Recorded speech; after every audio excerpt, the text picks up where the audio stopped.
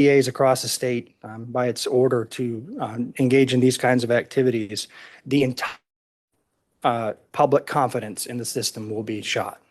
And the integrity of the system will be undermined.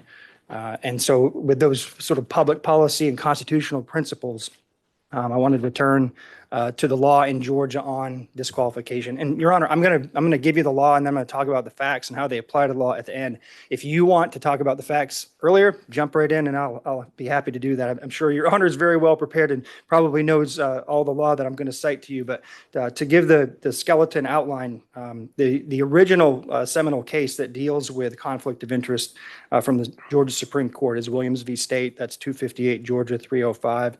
And there are basically two methods by which you can disqualify a district attorney. One of them is a conflict of interest, and I'll suggest to the court that doesn't mean an actual conflict. That could mean an appearance of conflict as well, and then forensic misconduct.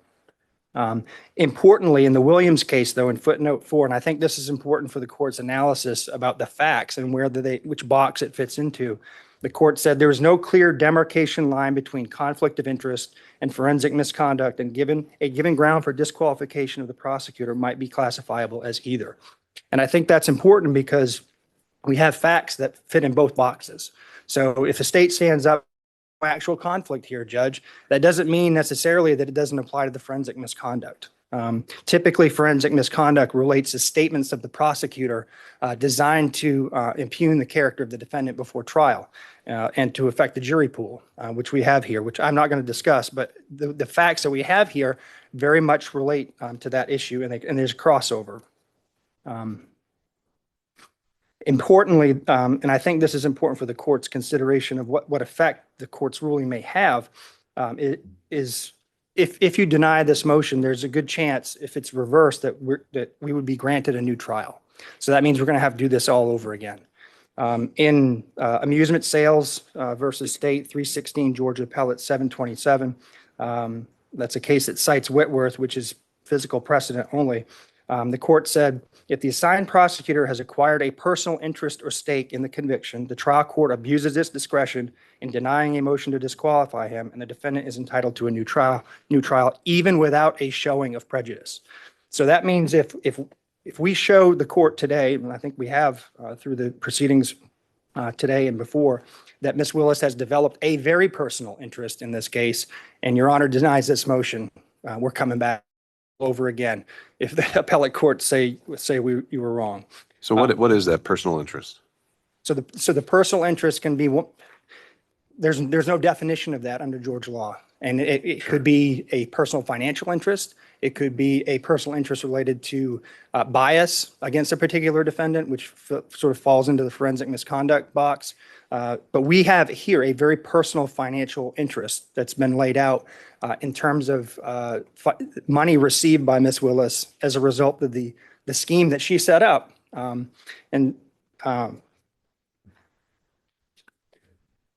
But to get to the issue of the personal interest in the context of an appearance, I think that's important. I do want to suggest to the court that there are a number of cases that post-date this actual conflict of interest language that's suggested in some of the cases from the 90s that you have to pay attention to what this looks like to the public. And I agree with all of the law, and I'm sure the state's going to stand up here and say it can't be a speculative or a conjectural type of personal interest. We don't have that here. We have something very concrete. And as Judge McBurney put it, actual and palpable, not speculative. Exactly what we have here. We've demonstrated through the testimony of the witnesses, some of whom impeached themselves, that we have a very personal interest. In the seminal United States court case that deals with prosecutorial impropriety is Young v. U.S. That's a 481 U.S. 787 case. In that case, it's the opportunity for conflicts to arise that created at least the appearance of impropriety. And that's the case that requires that the prosecutor be disinterested. Since a scheme injecting a personal interest, financial or otherwise, into the enforcement process may bring irrelevant and impermissible factors into the prosecutorial decision. Now, there are a number of Georgia cases that sort of repeat that theme. Reeves v. State, 231, Georgia Appellate 22, that's a 1998 case, stated a potential conflict of interest existed and the appearance of impropriety existed. Davenport v. State, 157, Georgia Appellate 704, that's a 1981 case. That was decided 7 years before Williams. When there is at least the appearance of impropriety, a defendant is denied fundamental fairness in the state's prosecution of the charges against him or her. There are also rules that govern prosecutors. Lawyers in general are bound to preserve and avoid even the appearance of impropriety. That's Brown v. State, 256, Georgia Appellate 603, 202, 2002. Head v. State. A prosecutor's close personal relationship with the victim in a case may create at least the appearance of a prosecution unfairly based on private interest rather than one properly based on vindication of public interest. ABA Criminal Justice Standards for the Prosecution Function, Standard 3-1.2c. A prosecutor should avoid appearance of impropriety in performing the prosecution function. 3-1.7f. The prosecutor should not permit the prosecutor's professional judgment or obligations to be affected by the prosecutor's personal, political, financial, professional, business, property, or other interests or relationships. So the rules that govern her in her own profession say that this is wrong because she developed a financial interest in this case. And at the very least, created the appearance of unfairness towards these defendants by setting up a relationship, a prosecutorial relationship with her boyfriend that she'd been dating. This out. I think you know it when you see it. It's just like in the concurrence in Jacobellis versus State of Ohio, the Supreme Court case from 1964, Justice Stewart in his concurrent opinion said, I know it when I see it, talking about obscenity. I think you know it when you see it. I think there's enough facts in front of you that you know it when you see it. And so I think that governing principle helps enlighten some of the facts here. And also, I think it's not just financial. In McLaughlin v. State, I think the court's very familiar with that case, 295, Georgia 609, 2014. The Supreme Court essentially said that because the acting DA had become a witness in the case and developed a personal interest in the case due to his daughter's relationship with the victim, that he was disqualified. And because he was disqualified, his entire office was disqualified. So turning to the facts of the case, Your Honor, I think I've got, my role is 20 minutes, so I've got about 8 minutes left. So why the relationship, why did we spend so much time on a relationship between these two people? We frankly couldn't care less if they had a personal relationship outside of work. That is not what the issue is here. The issue is that they began this relationship in 2019. They were dating for 2 years, and then she awarded him a contract where public money, either from Fulton County or the state of Georgia, ended up in his pockets. That decision alone was improper. But what's even more improper is that then she and he used that money to go on personal vacations and trips. If Your Honor will remember, Exhibits 9, 11, and 12 dealt with the expenditures by Wade on trips. If you do the math on that, if you look at what he spent, and then you look at the testimony about what was paid back by Willis, because the cash reimbursement theory, I'll talk about in a second, but if you do the math on what he actually paid for it and what they testified she paid back in cash, you still have over $9,200, $9,200 and $9,247 to be exact, is the amount of money they cannot account for in their testimony. And as Your Honor will remember, there was no mention of cash in Mr. Wade's affidavit when the best and first opportunity to raise that issue would have come up is when the state filed their response in his affidavit. That is nowhere to be found in there. The first time we heard about cash was here in this courtroom.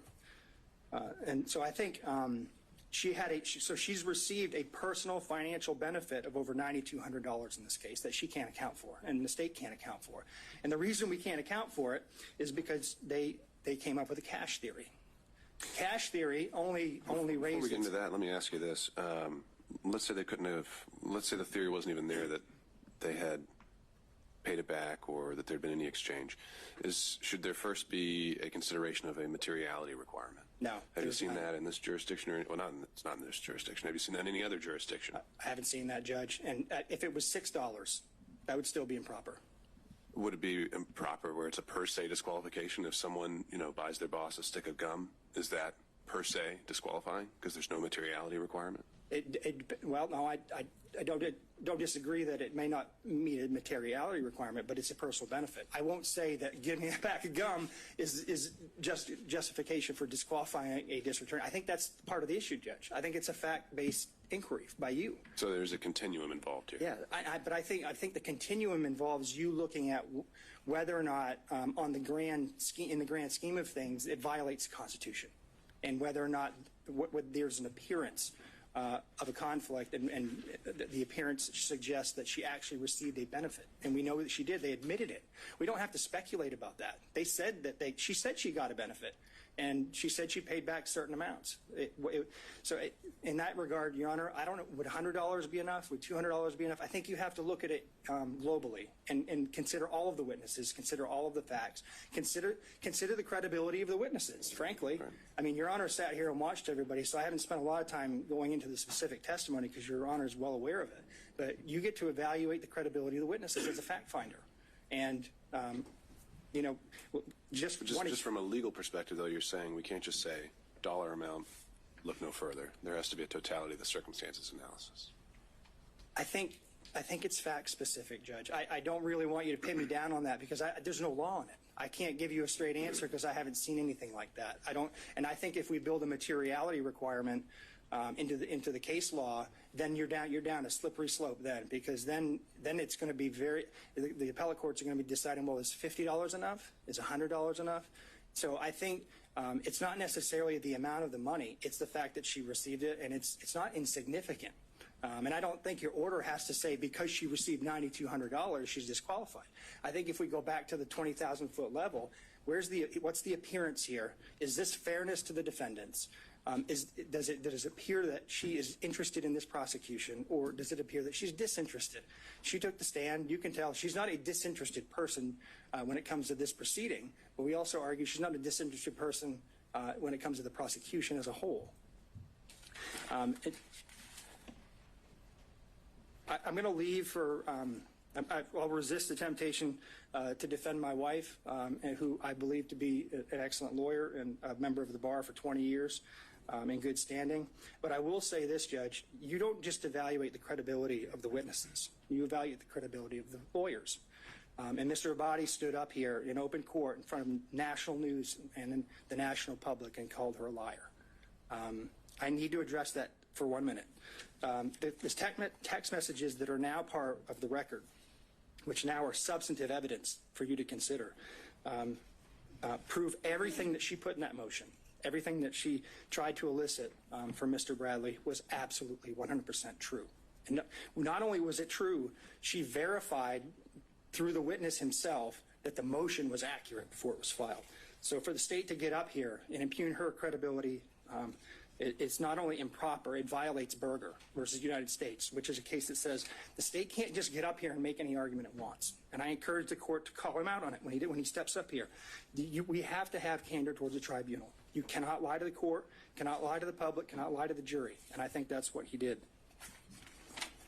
So there's other corroboration of our view that she was in this relationship. I think, frankly, based on Mr. Bradley's testimony, Your Honor can separate the wheat from the chaff when it comes to credibility. But Mr. Bradley had 2 chances to correct information that he suddenly developed amnesia about, and he just didn't do it. How does the timing of the relationship impact a financial interest? Because it's part of the scheme she created intentionally in order to give benefits to her boyfriend.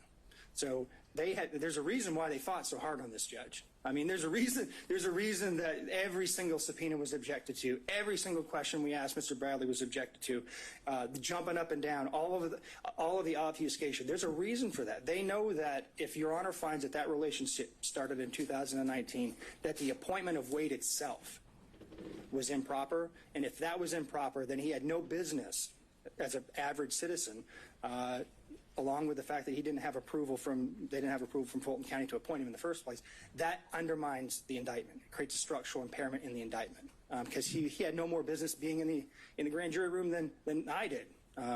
So that's what they're worried about. And the reason why it's important for the financial piece, Judge, is it's how the money ended up going back to her. She put her boyfriend in the spot, paid him, and then reaped the benefits from it. That she created the system and then didn't tell anybody about it. She didn't even tell her dad about it. So I think if in the grand scheme of things, if you're looking at the totality of the facts, and I've got to sit down here in about 2 minutes to make room for my co-counsel. If you look at it, everything put together, judges, they did this, they knew it was wrong, they hid it, and even when they were called out on it, they tried to create an excuse for it by saying it happened after the fact. We know now from the testimony, Ms. Yurdy confirmed that Mr. Bradley, his text messages were accurate, not his in-court testimony, but that fact was accurate. The motion is accurate. And so also I do want to point out there's no paper trail here for the cash. I know that this was I know she and her father both testified that they kept cash on hand, which, I mean, keeping cash on hand in and of itself is not a problem. When you're a public official and you're required to keep track of gifts that you receive, then you need to keep track of it. But there's no paper trail. There's no deposit history. There's no withdrawal history. There's no receipts. None of that. So even assuming their testimony could be credible, and we don't think that it is, you still don't have enough information to track all that money that she received. And this is just what we know about. But does the lack of evidence fall on the state? Does the lack of evidence fall on the state? Isn't that where burdens come in? Yeah, yes, I think they had an obligation to tell Your Honor, hey, this is where the money went. And they certainly had the ability to do that if they could do it. Since they didn't do it, we have to assume they can't. And if they can't, I just want to remind the court of a very important piece of testimony from Ms. Willis that I think goes to credibility of all of the officers of the court who testified. She met with Wade, and they developed in 10 minutes after talking about the financial piece, I believe, this cash theory that could not be rebutted. We have no ability to do that. They did, and they chose not to do it. So with that, Your Honor, unless Your Honor has more questions for me, I'm going to sit down and turn the podium over to my distinguished colleague, Mr. Sadow. Thank you, Mr. Merchant. Appreciate the court's time.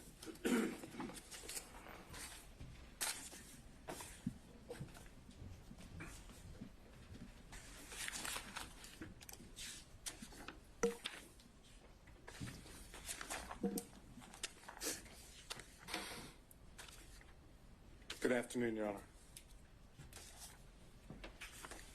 I'm going to speak to what I would call a subset of forensic misconduct. And I'm going to assume that all the law that's been provided to you in pleadings as well as emails, you know, you don't need me to tell you what the law is. So I want to just set up how the disqualification and then dismissal of the indictment should take place under the subset of forensic misconduct. Roman's counsel, Ms. Merchant, filed on January 8 her pleading, her motion to dismiss and to disqualify. We were in court that Friday of that week in which I made it known that we, that is President Trump, may adopt that motion. I wanted to see what was going to happen before I did so. That Sunday, which would be January the 14th, 2024, D.A. Willis took it upon herself to go to a historic black church in Atlanta, having not responded at all to the motion of Ms. Merchant's client, Roman. And she made what we now call the church speech. And Your Honor has reference to that. You didn't necessarily want evidence on that, but you know what the church speech was. It was videoed. It was clear that Ms. Willis had notes. She was reading from notes that she had prepared. It was a calculated determination by Ms. Willis to prejudice the defendants and their counsel. How so? By making an issue out of the fact that the person that was challenged in the Roman motion was black, without telling the public or the church members or anyone for that matter that the reason that Mr. Wade was being challenged was not because he was black, had nothing to do with race. It had to do with the relationship that had been alleged and later admitted to by Ms. Merchant. Ms. Willis took full opportunity to prejudice the defendants, and then comes along later in a pleading and says it wasn't designed or intended to be at the defendants at all, or the defense counsel, which with all due respect is just nonsense. The purpose of that was to get public sympathy, public empathy for what Ms. Merchant had already alleged in her motion. Now, that was a violation of the professional rules of conduct. It was a violation of 3.8G. There's no question about it. It wasn't in response to anything that was said. It was a public statement, extrajudicial, for the purpose of making a comment upon the defendants. It would be in response to a motion that was filed. But it wasn't filed in a response, in a pleading. It was filed in response to a motion. And the motion were allegations made. If Ms. Willis wanted to respond at that point, she could have said the facts of the matter. Instead, she misstated what the situation was, took advantage of the opportunity, an ethical violation, and the ethical violation makes it clear that you must refrain from making extrajudicial comments that have a substantial likelihood of heightening public condemnation of the accused. Can you think of anything more that would heighten public condemnation of the defendants than alleging that defense counsel and the defendants were making their motion based on race and religion? That's as bad as it gets in Fulton County, with all due respect. That's exactly what Ms. Willis wanted done. And remember, the state still had not responded. So then what we get from the state is we get an affidavit filed as part of their response. And that affidavit says specifically, and the affidavit is Mr. Wade, says specifically in paragraph 26 and 27 that the relationship did not begin until 2022. It acknowledges the relationship and says it didn't begin until 2022. And the pleading that's filed, the state's pleading in response, indicates not exactly that, but it says there was no relationship as of November 1 of 2021, and that's on page 7. So now we know that timing is the issue, because Ms. Merchant made it clear that we alleged and had evidence that indicated the timing was before Mr. Wade was hired, not after. So the state now has filed an affidavit and a pleading that claims post-hiring into 2022. And then Mr. Wade will testify to the same thing under oath. Now, Ms. Yerty says it began in 2019. Why would she know? Well, she would know because she was a former friend. I know the state's going to get up here and say you can't believe, essentially what they're going to say is you can't believe any defense witness because they're defense witnesses. And only people that would tell the truth would be Wade and Willis. I suggest to you that that's not accurate. I suggest that the testimony that Mr. Wade gave and Ms. Willis gave, and I'm specifically dealing now with the timing issue, without getting into anything else, that brought forth a true concern about their truthfulness and being what is required of a lawyer in this state, which is candor toward the tribunal. And that's 3.3 of the professional rules. Specifically, small a1, make a false statement of material fact or law to a tribunal. So that's, as I posited to the court, that's the second ethical violation. And then you also have 8.4 of the professional rules, it says it's a violation of the Georgia Rules of Professional Conduct for a lawyer to, and that's A4, engage in a professional conduct involving dishonesty, fraud, deceit, or misrepresentation. Now, do you have to find that Wade and Willis lied? No. What you need to be able to find is that there is a concern, a legitimate concern based on the evidence in this case about their truthfulness. A legitimate concern about the truthfulness, which equates to an appearance of impropriety. Because once you have the appearance of impropriety under forensic misconduct, the law in Georgia is clear, that's enough to disqualify. So, why should you find there's a concern with their truthfulness? ERT is the first one. You have that testimony. But then we go to what is the most obvious indication that Willis and Wade were not truthful on the point of timing, and that's Bradley.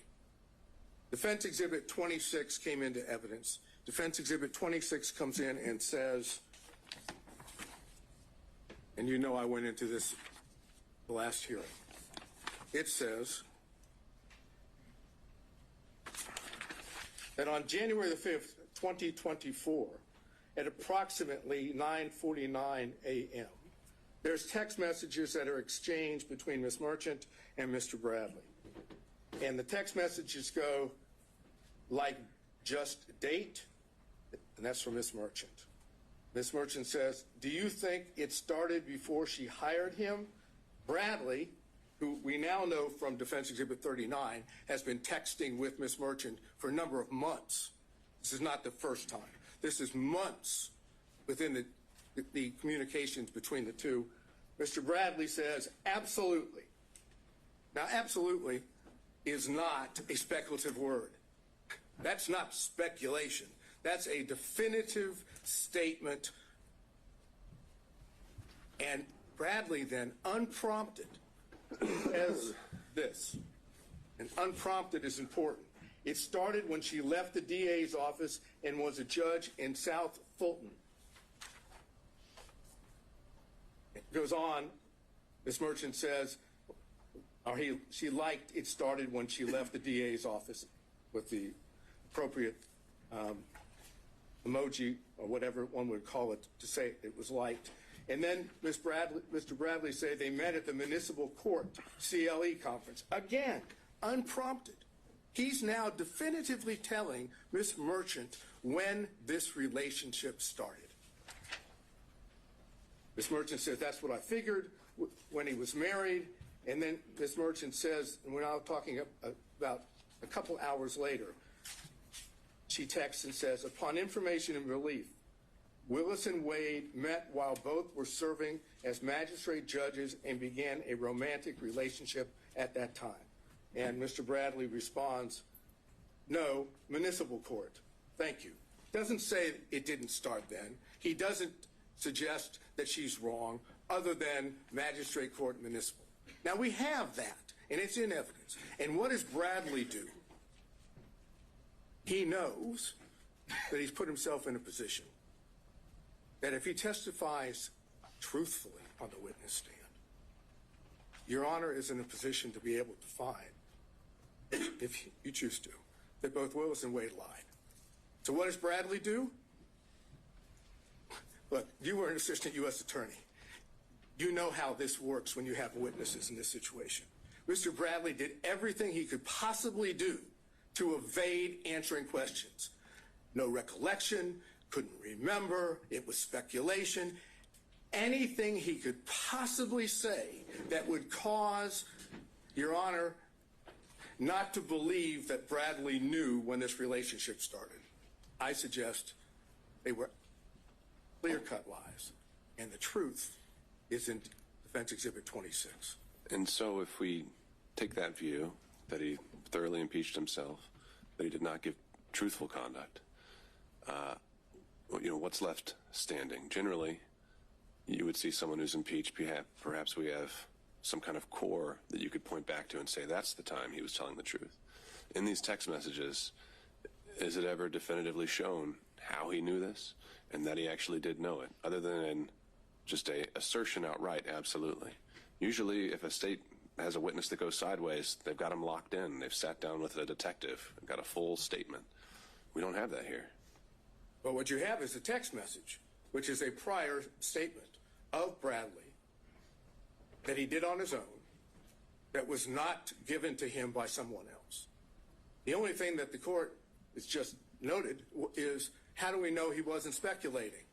Because you don't have to accept the fact that he wasn't speculating. The cases that I provided, I think by email yesterday, the first dealing with that, you can disbelieve that testimony and draw a negative inference. That's the Ferguson case.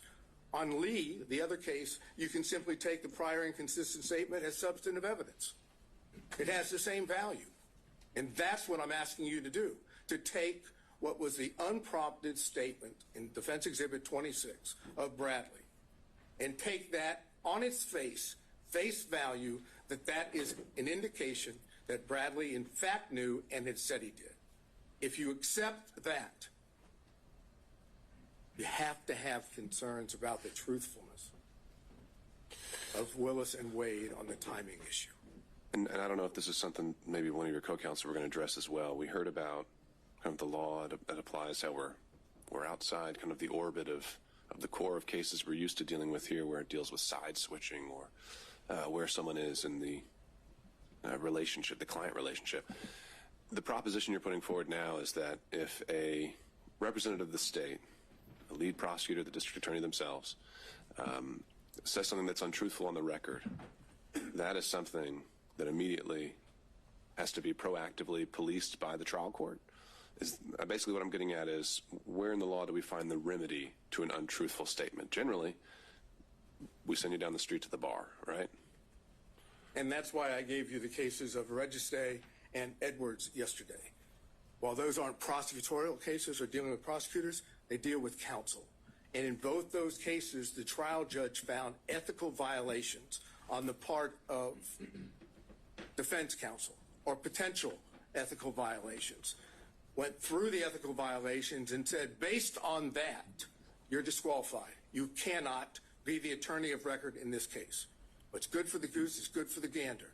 If defense counsel can be kicked off of a case because of ethical violations, I suggest the same thing can happen for prosecutors when the ethical violations deal with truthfulness, candor to the court, extrajudicial statements. Those are the things that this court can rely upon and say, based on those, again, I find an appearance of impropriety. Where would be the limiting principle? The district attorney signs every indictment assigned to this courtroom. No. Does that mean she's off every case? No, it would be when the... If I found that she's untruthful, is that what you're kind of suggesting, though? You don't have to find, again, I'm not saying you have to find she was untruthful or that Wade was untruthful. You don't have to make a finding of fact that they lied. All you have to do is make a finding of fact that you have genuine, legitimate concerns about their credibility, about their truthfulness. And once you find that, then you can apply Registe and Edwards. Well, but it's the same principle, though. If I have genuine concerns about her truthfulness on a particular occasion, how do those not spill over into every criminal case a district attorney brings? Well, it's because she testified under oath, and so did Mr. Wade.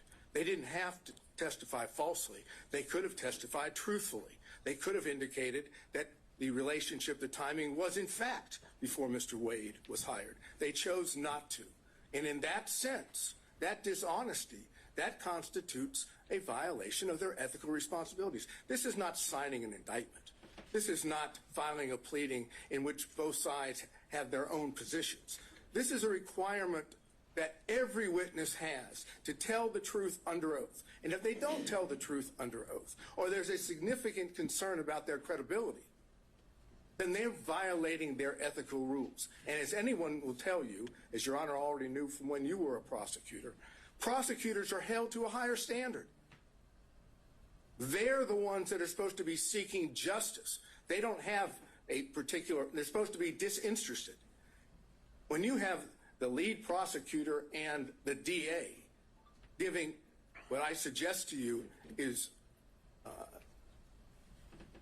untruthful testimony based on what Yerty has said, based on what Bradley said in his text, based on the whole way it was presented to you.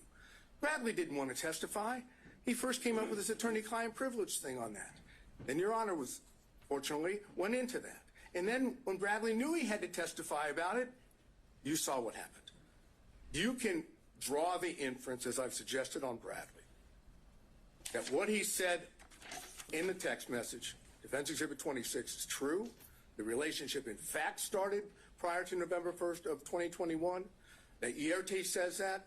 And now, without getting into any detail, the cell phone records. The cell phone records show that during that period of time from, let's say, April 1 of 2021 to November 30th of 2021, that there was a considerable number, 35 or more occasions where it appeared that, based on the records, that Mr. Wade was down in the area where Ms. Willis was staying in Yerte's apartment.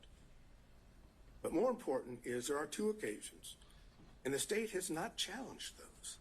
There are two occasions where the records reflect that it appears Mr. Wade spent the night at that apartment. The state may say, we don't accept that, but they didn't challenge it. And even when they brought forth what they brought forth today, Supplemental 2 and 3, they didn't challenge it again. So what does that suggest? That's corroborating evidence of what Yerte had said, of what Bradley said in his text message. It's also impeachment evidence as to what Wade and Willis said about how many times. Is that a significant, in terms of just the times? Didn't Mr. Wade testify that he was there at least 10 times during that time frame? You've now found 35. Well, minimum of 35. Okay. But never overnight. He said he never spent overnight. Put that to the side, though, just in terms of the fact that he did say he'd been over there, that he'd visited the place, and I would presume he wasn't obviously keeping a very good accounting of it, but that wasn't something that was entirely denied. If you're asking me, do we win on the point that he said more than 10 or around 10 and we say 35, do we win on that point? Sure. No. Okay. It's not determined. The overnight rate might raise some more concerns. Understood. Yeah, it does. And that's the reason why we highlighted it in the affidavit of Mr. Middlestat, because that is suggestive that they were not being honest to the court. So then, how much time have I used? Have I? I'm letting them use the hook. So, suggestive. Again, raising issues. I'm wondering about burden. Is it we're dealing with a preponderance standard? We are dealing with a preponderance standard, and it's our burden. Yeah. No question about that. So does suggestive get us there? No, but it is corroborating evidence that we did put up. And that's what the purpose of the cell phone records. They corroborate what Yerte says. They corroborate what Bradley said in Defense Exhibit 26. And they impeach, to that extent, Wade and Willis's testimony.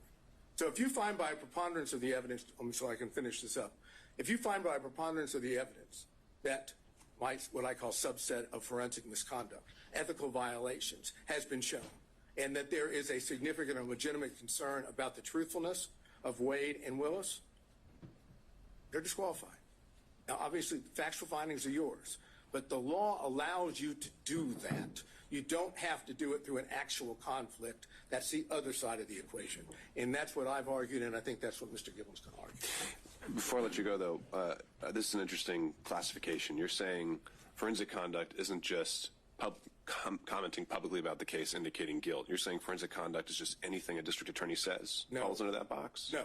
I'm saying that improper, that forensic misconduct as a subset of that would include violations, ethical violations, which impact the ability of the defendants to get a fair trial, as well as impact the court's ability to have faith that the prosecutors, these two prosecutors, are acting in good faith in their own conduct.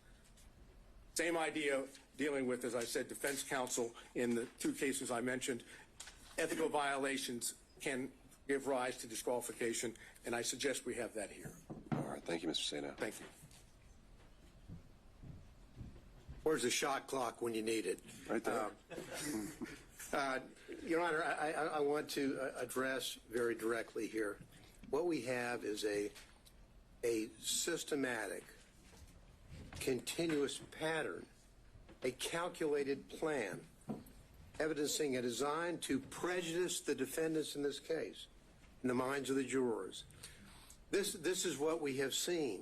This isn't the problem that the district attorney has.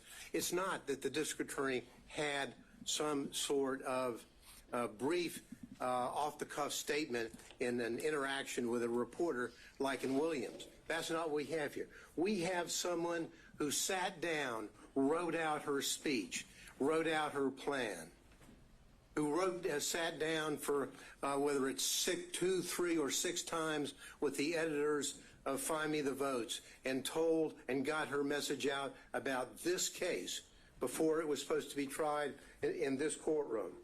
And so that is the problem that we have.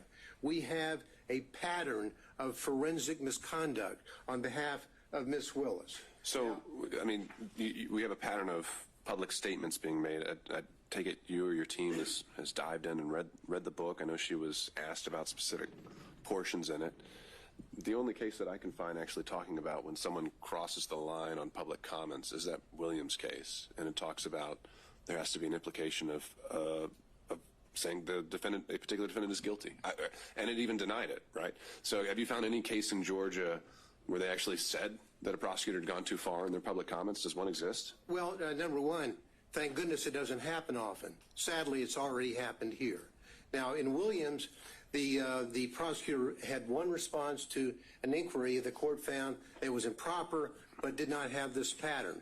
Now, it doesn't necessarily mean a comment about the quote guilt or innocence, although that was the pattern in Williams. It's the improper comments by a prosecutor. For example, in Williams, they cite the nature and consequences of forensic misconduct in prosecution of criminal case, a 1955 Columbia Law School article, and how prophetic that was. When Williams cites that case in that law school article, they talk about an awful lot more than simply the comments about specific guilt or references to guilt. What you have here, Your Honor, is a comment, and we can't look at it doesn't apply only if a prosecutor said, I think the defendant is guilty in my mind. No, it's more pernicious than that. What we have here is someone who sat down and drew up a plan for 2 reasons. And what she did reminds me of what the court in Estes v. Texas talks about, and that is that pretrial can create major problems for a defendant, indeed more harmful than publicity during a trial, for it may set the community opinion as to guilt or innocence. That's what we have here. That's exactly what we have. And the court in Estes talks about the power of the television camera. So what do we have, and what did this prosecutor do? What she chose to do is sort of what was criticized by the Supreme Court in Shepard v. Maxwell.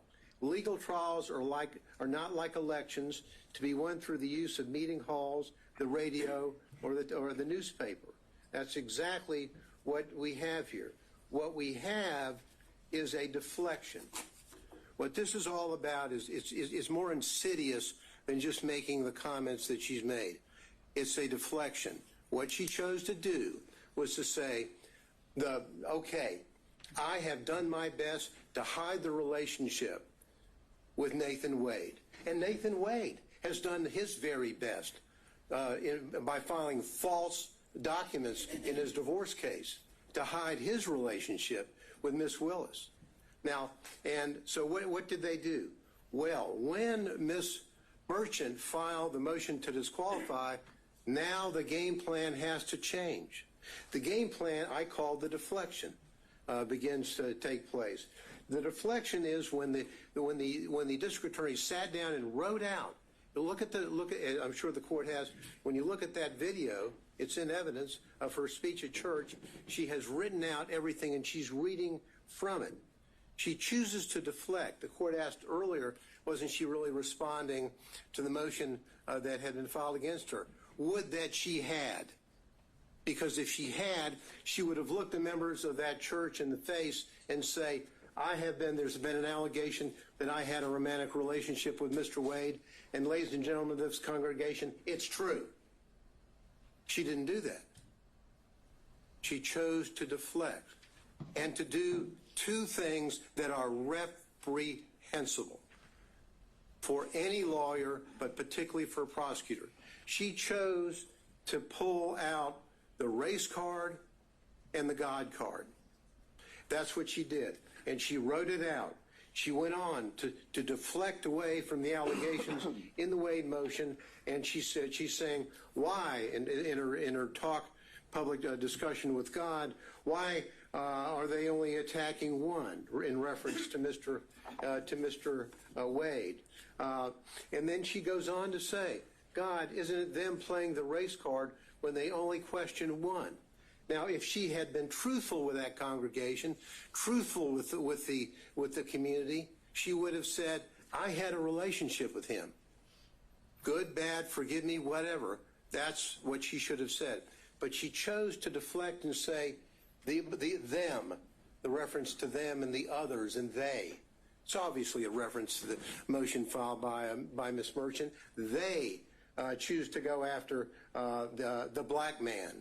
And she then goes on, again, deflecting away and deflecting to what I call the third rail in American society, choosing somebody on the other side of being a racist. So-and-so is a racist. They're racist. She was the one playing the race card in a way to try to deflect from her own conduct. She goes on to say in discussions with the Lord, God, is it that some will never see a black man as qualified no matter his achievements? Again, the deflection. What is she saying? The listener is not necessarily in that audience in that church. The listener is at Fulton County. The potential jurors who will come into a courtroom and say whether or not they can fairly judge the evidence or judge the defense in this case. She chose to inject race into the minds of the listeners and virtually everybody in this community, and literally everybody in this country has reviewed and analyzed her speech that she made in a premeditated way. And in bringing in not only the race card, but also in bringing in the religious matter, this is exactly what Hammonds v. State in our Supreme Court talks about, condemning as an inflammatory appeal to the jurors' private religious beliefs. Why would she do that? To deflect.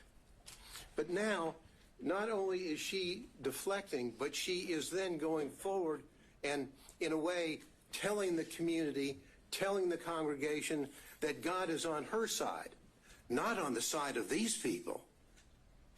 God, she said, and when she's talking, and she's saying, God, pray for their souls. I, meaning God, qualified you. I qualified your imperfect, flawed self. I see you in every hour. Do my work. As though she's telling the folks in her very, very, very implicit way, injecting into the minds of the jurors, God wants me to win this case. God wants me to prosecute this case. And why is he going, and why are these others going after the black man? Well, the answer is very simple.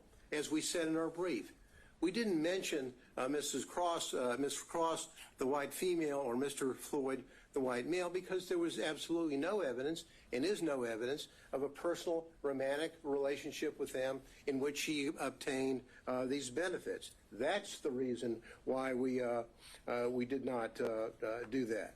So she goes forward with her with the deflections. That's exactly what she does when she goes forward, and she talks about a planned interviews time and time again with authors of a book, Find Me the Votes, where she's talking about a case that's going to be tried in this courtroom. It's reprehensible. So in that specific, instance, setting aside the fact that she was willing to go on the record before a case had even reached the jury, what specific statements from that book do you contend cross the line? Well, for example, she's saying, she goes on to talk about all the calls that she gets from people calling her racial terms. And all the calls are racist. What she's trying to do, and I think there's a reference in there to MAGA people, whatever. In that, what she's really saying is that those people calling me up and making those claims or those horrible racial slurs to me are really people on their side of the fence. That's what she's doing. And there's no reason, Your Honor, ever for a prosecutor to sit down and go forward with this kind of interview. She did it and find the votes. But then what really happened here is this hiding of the relationship. Because in hiding the relationship, they have done such a good job. Mr. Wade filed false documents in his divorce case. When on May the 23rd, May of 2023, talking about, have you ever had sexual relations with a person during the course of the marriage or including the period of separation? He's still married. He doesn't have a divorce decree, but his answer is none.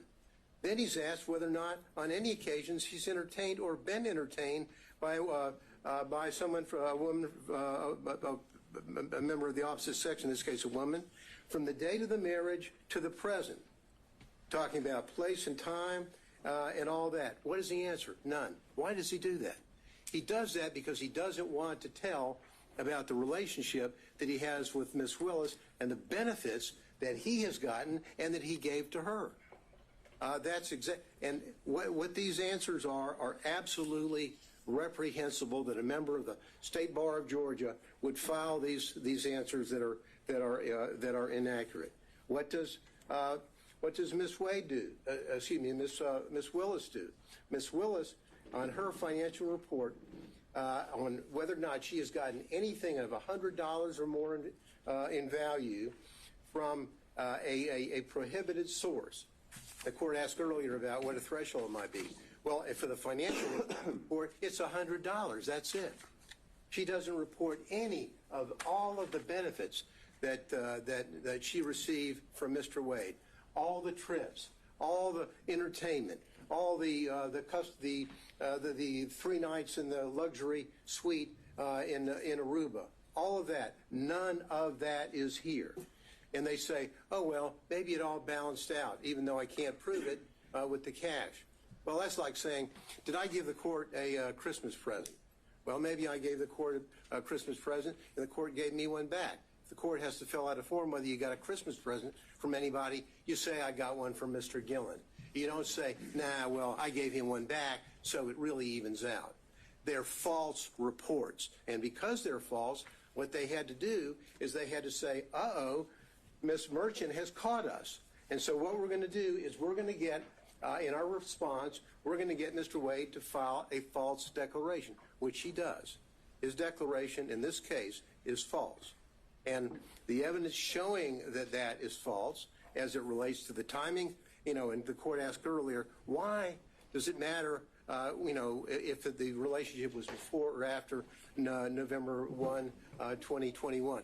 The answer is they think it's important, and frankly, I do too.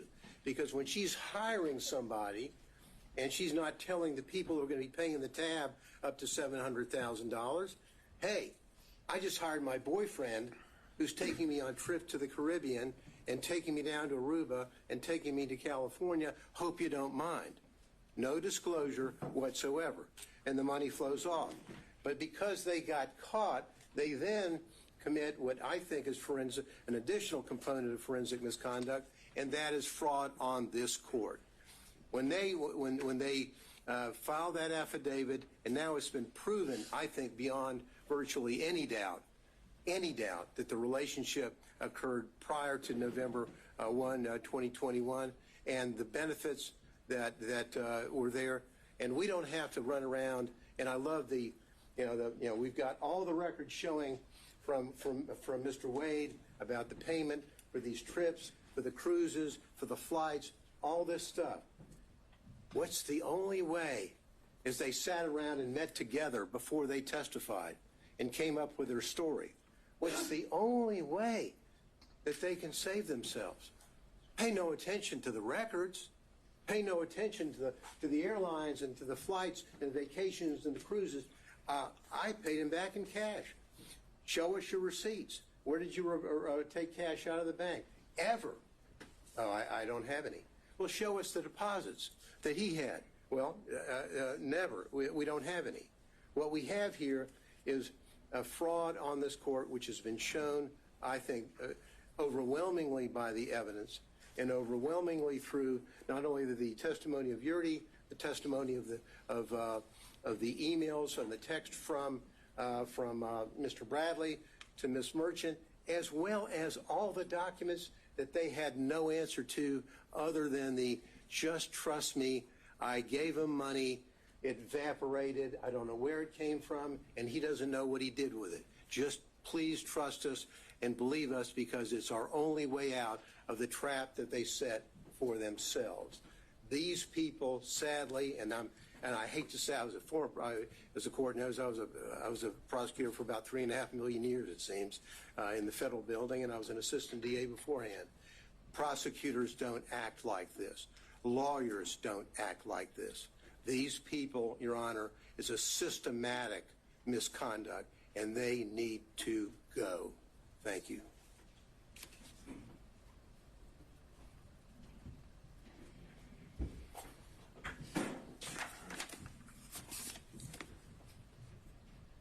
Your Honor, I'm going to cover a few factual details without overly rehashing what has already been said. During the pendency of this investigation in this case, Mr. Wade and Ms. Willis basically lived Robin Leach's lifestyle of the rich and famous. And they did this riding on the backs of the defendants in this case, funded by the taxpayers of Fulton County and the state of Georgia, with the money that was paid to Mr. Wade through the contract that Ms. Willis got him. That money flow, that is the personal interest that you asked about. She was personally benefiting from the position, from the job, from the scope of the investigation, from the scope of the indictment, and how they conducted it. And we know this, we know from the records that have been submitted before the court that Mr. Wade paid at least $17,095 towards this relationship. That does not even include the various dinners, the day trips that both Wade and Willis admitted to, so that number is likely even higher. We know from the documents that Ms. Willis only paid $1,394 for an airline ticket. We know from Ms. Yurdi, who was pretty much uncontested, there was no evidence presented by the state disputing her time frame, that relationship started in 2019. She saw them kissing, she saw them hugging. Now, whether or not they had sex before January of 2022, I do not know. They admitted sometime in early 2022, and I found it curious that they both, Wade and Willis, just went straight to the sex. So maybe that's when they started having sex. I do not know. But the relationship predated that. And their combined and overly suggestive focus on that is a red herring to this court and to the defense, that that's what they want you to focus on. They want you to ignore all the evidence that the relationship predated that. The relationship started in 2019. The relationship continued through 2020. The relationship continued through 2021. Looking at the cell phone communications, just in the first 11 months of 2021, over 2,000 calls, almost 9,800 texts. You know, I don't even think love-struck teenagers communicate that much. The November 29th and November 30th escapade, phone call from Ms. Willis, between Ms. Willis and Mr. Wade, 11:32 that night. Shortly after midnight, the phone starts traveling down from where Mr. Wade lives and ends up where Ms. Willis is staying, and he's there until roughly 4:55 a.m. None of the excuses, none of the explanations that Mr. Wade gave, go into the Porsche experience, go into dinner, go into the airport, none of that explains that. I'm pretty sure the Porsche experience isn't open in the middle of the night. I'm pretty sure that there weren't any restaurants that he drove 30 to 45 minutes to go eat at in the middle of the night right after he talked to Ms. Willis. Teenagers have a name for those kind of calls and those kind of escapades. I won't go into it. But the documentary evidence, the objective evidence, undercuts everything that both Wade and Willis said. When you look at Miss Yurdy, again, she unequivocally said that relationship began in 2019. She saw physical evidence of a romantic relationship. Mr. Bradley, in the text messages, which are substantive evidence, said that that relationship began in 2019.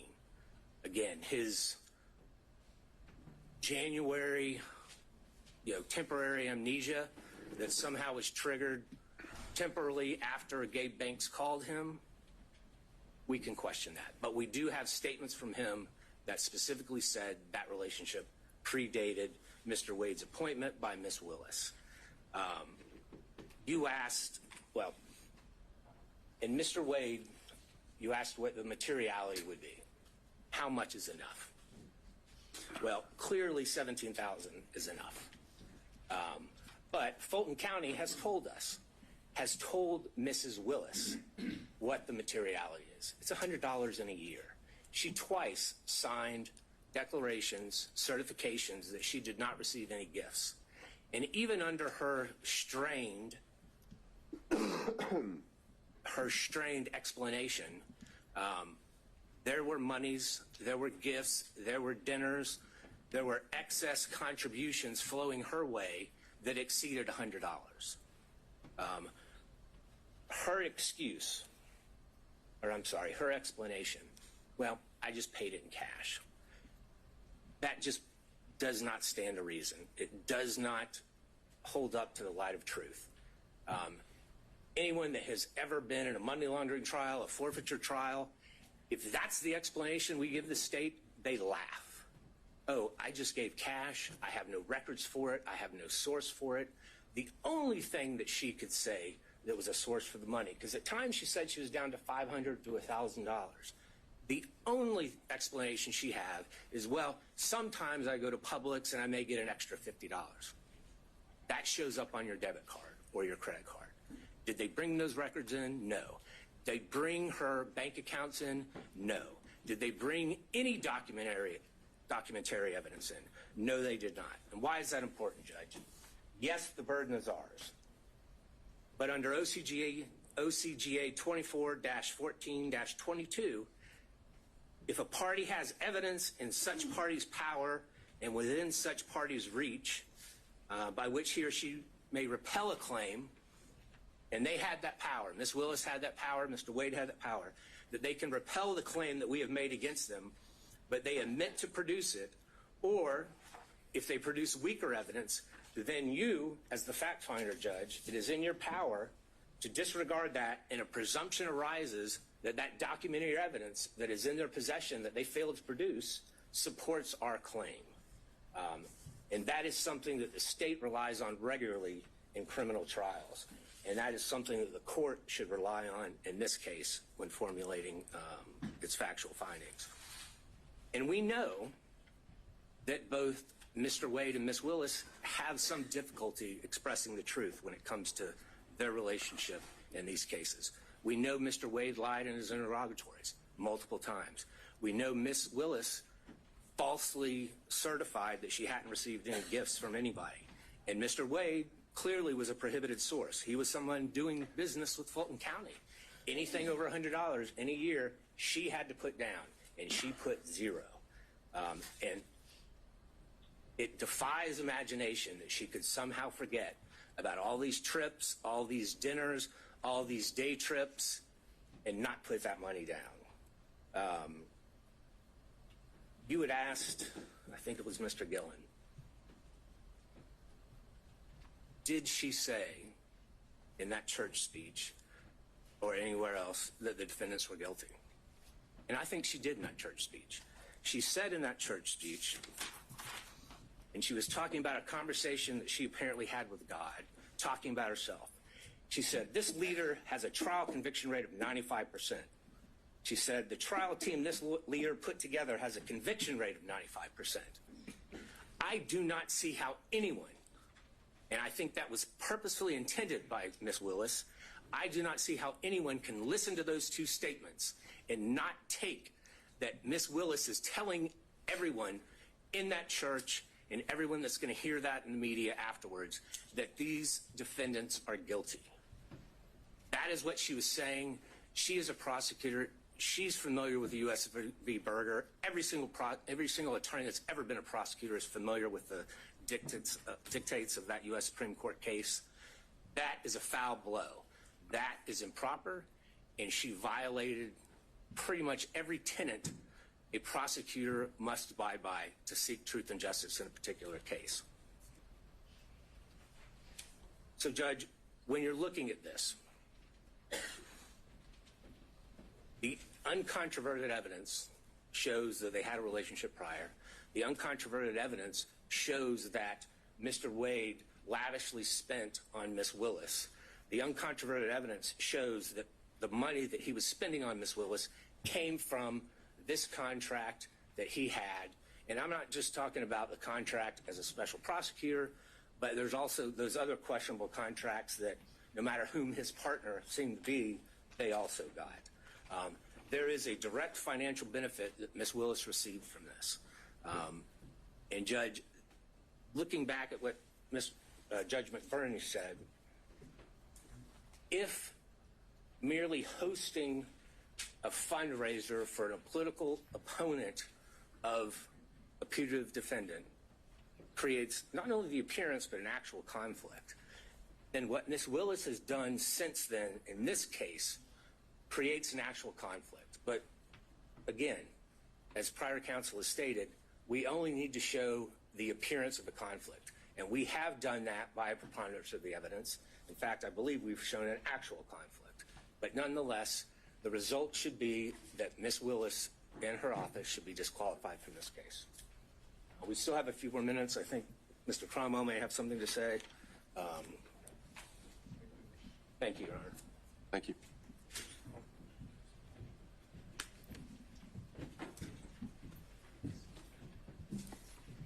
Good afternoon, Your Honor. Yeah.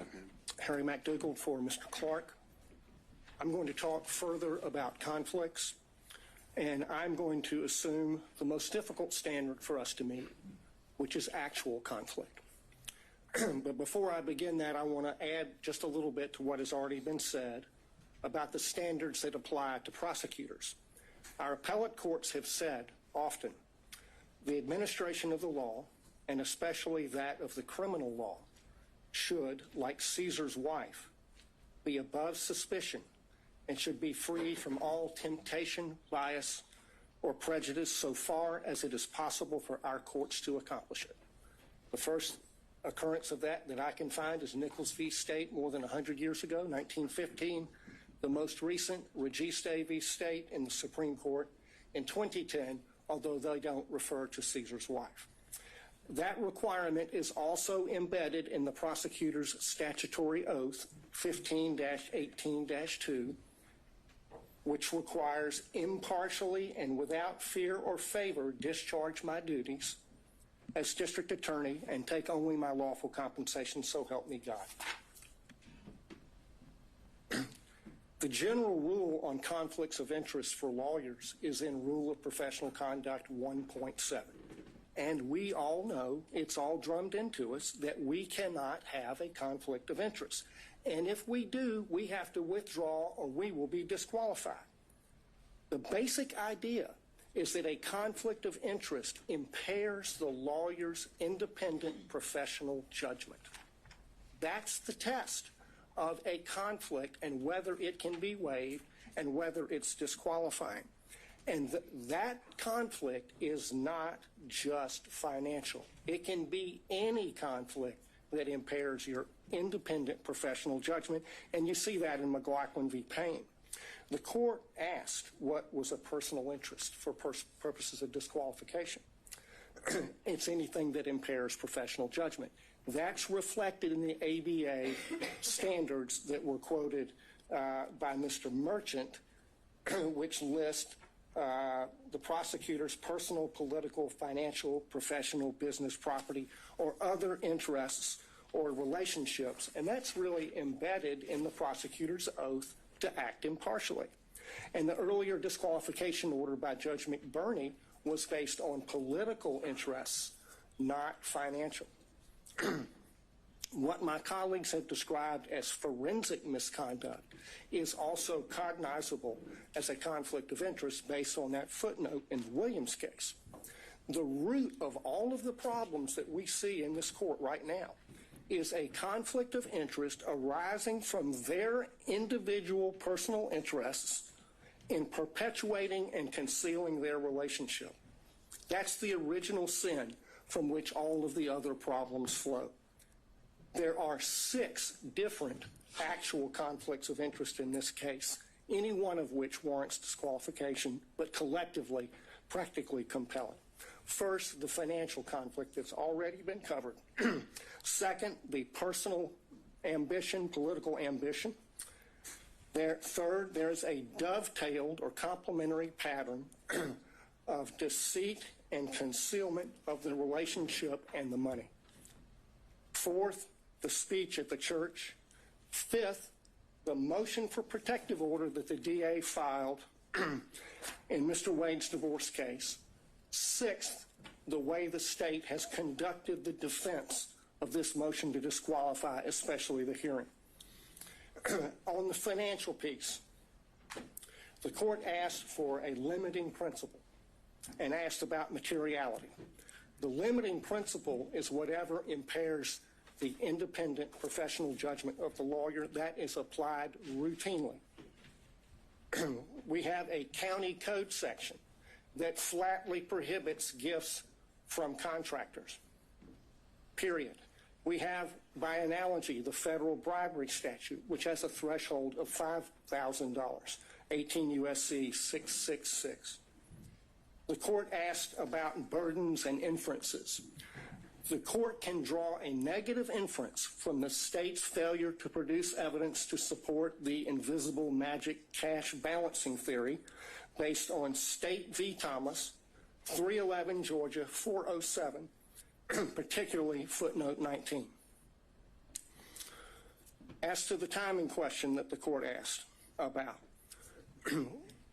there were 2 contracts for Mr. Wade executed after they acknowledged the relationship began, each one of them afflicted or conflicted under county and common law. The second conflict is her political ambition, for which he was previously chastised by Judge McBurney, and that's also present in this book. The inside flap of this book says that they were given, quote, exclusive access to thousands of secret documents, emails, text messages, and audio recordings. The court has twice denied defense motions to unseal special purpose grand jury materials. She helped herself to get the glory of this book. I introduced certified copies of a number of county code sections. I'm not going to walk through those, but I'll tell you why they matter. The stack of law from the state constitution down to the county ordinances imposes a regime on the DA under which she has 3 obligations. She has to go to the county commission to get approval to pay him like she did. She cannot accept gifts from a prohibited source. She has to disclose the gifts that she received. She evaded all of those requirements. Section 2-69 of the county code prohibits gifts from prohibited sources, which he was. There is no boyfriend exception. The disclosure forms, the evidence is sufficient for you to find that her disclosure form for 2022 is false, and that it is a false writing. That's an actual conflict of interest between her duty, legal duty of disclosure, her legal duty of candor as a prosecutor, and her private and personal interests in concealing the relationship, concealing the gifts, and keeping the gravy train rolling for as long as possible. His part in the pattern of concealment is the story you see in many divorce cases. the husband is hiding things from his wife. How much money he's making, the other woman, and what he's spending on the other woman. And he got on that stand, lied in his interrogatories, and then he got on the stand and he lied about lying in the interrogatories. And the lawyers for the DA's office, they just sat there and let him do it. They did nothing to correct obviously perjured testimony. In and of itself, that warrants disqualification of every one of them. The reason they lied and covered it up was to avoid the trouble they're in right now. That served their personal interests to the detriment of their public duties as prosecutors. The speech at the church. I want to focus on why she did that. Mr. Gillen talked about that. She did it to deflect attention from her own misconduct and that of Mr. Wade. She violated her public duty as a prosecutor to serve her personal interests and the personal interests of her boyfriend. That is a disqualifying conflict between her personal interests and her public duty that is actual, operational, and materialized, and it rests on undisputed facts. The next thing that she did that was a disqualifying conflict of interest was the emergency motion for protective order that she filed in the divorce. I filed a certified copy of that as Exhibit 37. She sought a protective order under the Apex Doctrine on the grounds that she's the DA. The whole filing is expressly predicated on her status as DA. In fact, she never lets you forget it. She says it 27 times in 12 pages. In that filing, speaking as DA, she said, the circumstances, quote, suggest that defendant Joycelyn Wade is using the legal process to harass and embarrass District Attorney Willis, and in doing so is obstructing and interfering with an ongoing criminal investigation. In the prayer for relief on page 11, she asked for 6 months to, quote, complete a review of the filings in the instant case, investigate and depose relevant witnesses with regard to the interference and obstruction this motion contends. There's no sugarcoating it. That's a clear violation of Rule of Professional Conduct 3.4H, which prohibits lawyers from making threats of criminal prosecution to gain advantage in a civil case. She abused her power. She abused her position to threaten her boyfriend's wife with criminal prosecution to gain advantage for herself and her boyfriend in her boyfriend's divorce. She violated her public duties not to make that kind of a threat in order to serve her private personal interests and those of Mr. Wade. Another actual operational conflict. The last category is the conduct of the defense of this hearing. There were a lot of objections made based on attorney-client privilege during Mr. Bradley's testimony. Most of those objections were made by the state. But the privilege being asserted does not belong to the state. It belongs to Mr. Wade. That shows that the DA's office is serving the personal interests of the DA and Mr. Wade in carrying out further concealment and cover-up of their relationship, and not the cause of justice they are sworn to serve. That is a conflict of interest. It's a continuation of the wrongful pattern of concealment and cover-up that they've engaged in since the beginning. But now they've enlisted the entire office in the enterprise. In the written response to the motion to disqualify, they said this, and I quote, "To be absolutely clear, there is no evidence that DA Willis derived any financial benefit from Mr. Wade." That's on page 15. Flat out false. 10 lawyers in this case put their name on that, starting with the DA. So throw another log on the bonfire of conflicts of interest.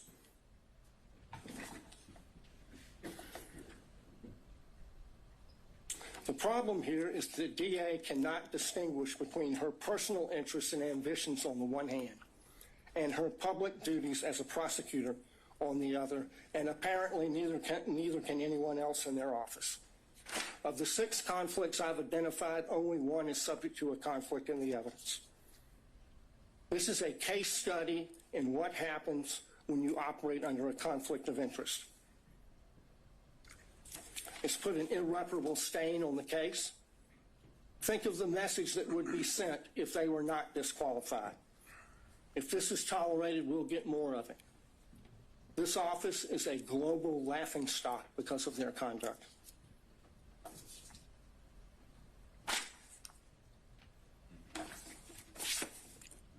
They should be disqualified and the case should be dismissed. Your Honor, there's not much oxygen left in the room.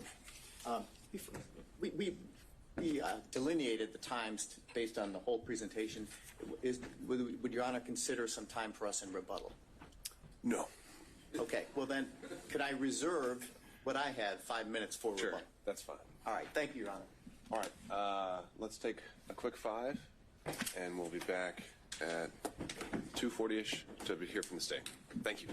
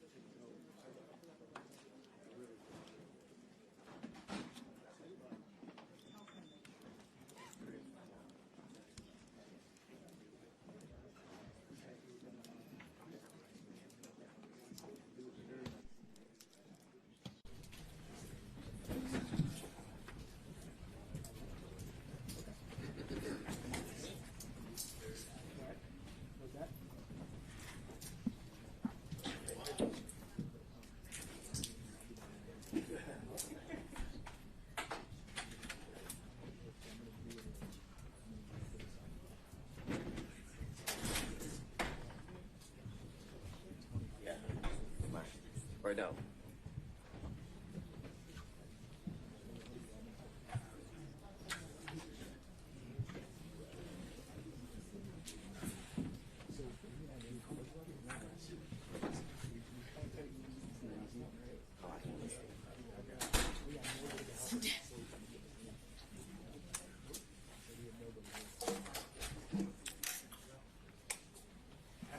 Sir?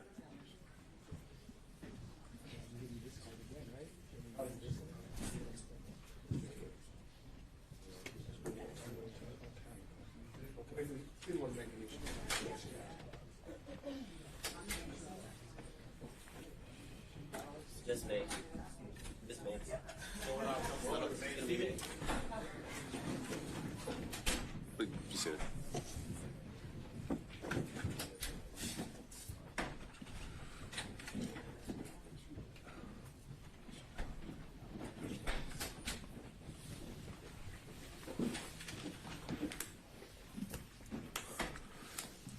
All right, we're back on the record. Stay ready.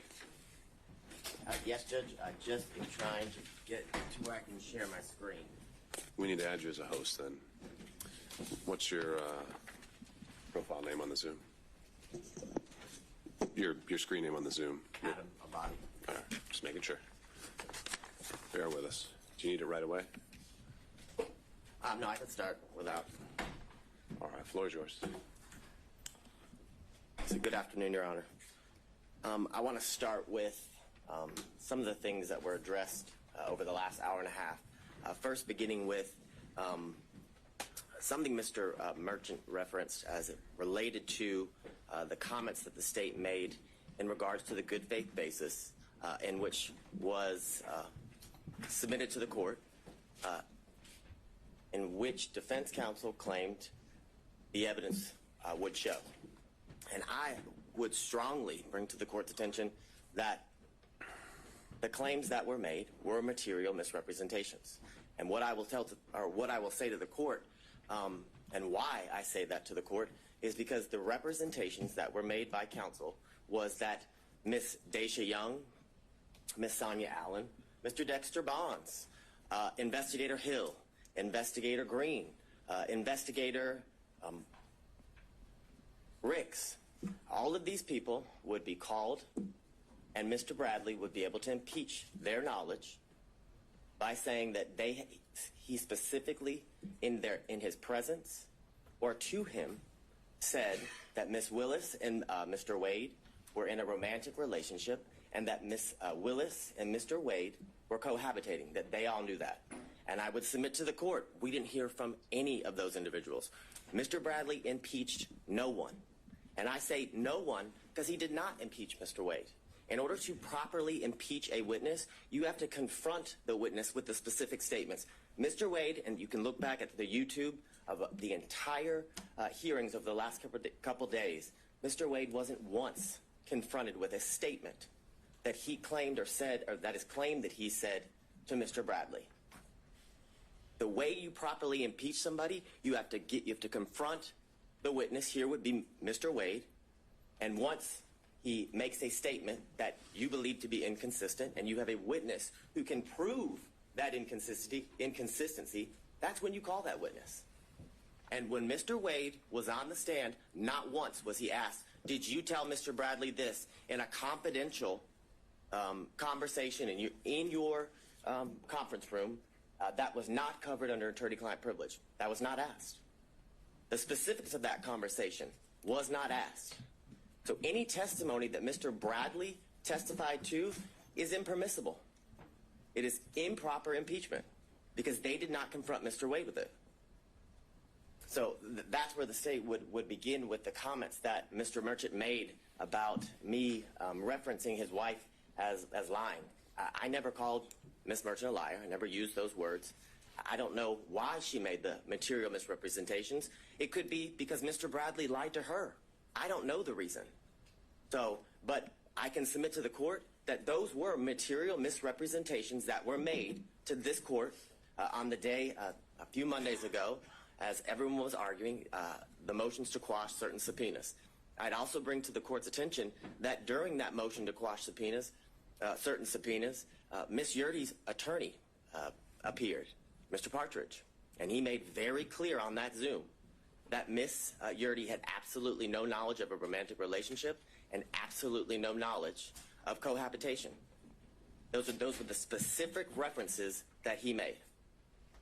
So what I would submit to the court is those are considered adoptive admissions that his client has made based on the statements he made because of the representations she made to him. So, and I know that sounds convoluted, but what I would say to the court is Ms. Yurdy told Mr. Partridge, because Mr. Partridge told the court that she had absolutely no information about a romantic relationship, and she had absolutely no information as in regards to. So, but wait, are you making an argument I should make inferences based? Now, these would be attorney-client privileges or communications then. She's communicating with Mr. Partridge about what her upcoming testimony is. That's why she's hired him. And you're telling me I should infer things based on her communications to him? Absolutely, because they're not attorney-client communications anymore when he discloses them to the court and everybody else as they watch the Zoom and attend the hearing. The difference is there was no request to go in camera. There was no request to go or to have a private conversation with you as was done with Mr. Bradley. That would have been the proper procedure. So yes, I'm asking you to infer that 100%. I'm asking you to infer that her testimony was at best inconsistent. Because the testimony of Ms. Yurdy, when she testified, was vague, very little description. When asked in a very leading manner, is it true or do you know that Ms. Willis and Mr. Wade were in a relationship from 2019 into the time you were you were forced to resign from the district attorney's office in March of 2022? She said yes. And then further, when pressed by Mr. Sadow, he talks about why she believed they were in a relationship. And what was interesting from Ms. Yurdy's testimony that they were pretty close friends up until she left the DA's office, that she asserted to the court that on a yearly basis, Ms. Willis said, I'm in a relationship with Mr. Wade in 2019. Oh, by the way, I want to tell you again in 2020, because we're in a new year, I'm still in a relationship with Mr. Wade. And again, in 2021, the assertion is Ms. Willis then went back to Ms. Yurdy and confirmed, hey, I just want to reconfirm me and Mr. Wade are still in a relationship. It's absurd. It's absolutely absurd. More importantly, when Mr. Sadow asked her about why she believed that they were in a romantic relationship based on her own observations, she said something. He actually asked her, did you see him kissing or hugging? She said yes, but there was no description or qualification about when it occurred, what she actually saw, was it a kiss on the cheek, things of that nature. So I would ask you to frame her testimony from that standpoint when you're addressing her credibility, as the court is going to do with each and every witness that you heard during the testimony of all the witnesses during the hearing. I'm going to see if my screen will share.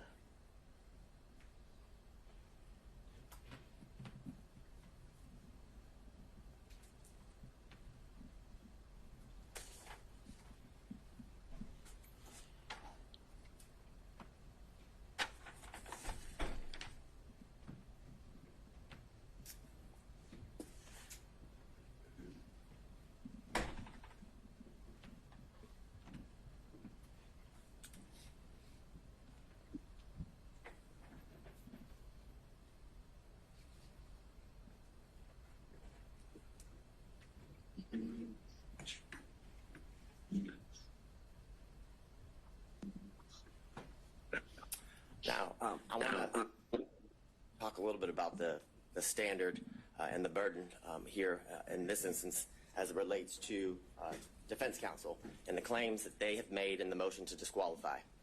And as I was doing a whole lot of research, I came upon this law review article from Cornell scholarship reading or publication, and they made very clear that courts have been relatively reluctant to exercise their power to disqualify prosecutors for any reason. And that goes along with the standard what the state would submit to the court is that the defense has to show an actual conflict. And in this instance, they have to show the actual conflict would be that Ms. Willis received a financial benefit or gain and did it based or got it based upon the outcome of the case. It doesn't make any sense. It makes absolutely no sense. And during the 3 days of the extensive testimony of all of the witnesses and the prolonged examinations of the witnesses by multiple defense counsel, they still got nowhere. We're in the same position we were in on Monday. The same assertions that were made on Monday have no answers today as we're before Your Honor. They were not able to provide any evidence as to, or to the contrary, of Ms. Willis and Ms. Wade's assertions of when their relationship began. There's absolutely no evidence that contradicts that the relationship did not begin later than or around March of 2022, Your Honor. I'd further submit to the court, because of this failure, that their assertion or their request that, one, the indictment be dismissed. There's absolutely no evidence that the defendants in this case, their due process rights, have been harmed in absolutely any way. There was zero evidence. Not a single shred of evidence was produced through any of the exhibits or the witness testimony showing how their constitutional rights, their due process rights, were at all affected by the relationship that began in March of 2022 with Ms. Willis and Mr. Wade. And because of that, the motion to disqualify should be denied, and Ms. Willis, as the District Attorney of Fulton County, and Mr. Wade, as the special prosecutor assigned to this case, should be allowed to remain on this case and continue to prosecute the case to the end, Your Honor, until the trial is set by the court and is to begin. Now, the issues, obviously, you've heard a lot from defense counsel as to what the issues are for you to, I guess, determine. And here it would be the state's contention is that you must find that there's an actual conflict if you were or are to come to the conclusion that you should disqualify Ms. Willis and the District Attorney's Office. And looking at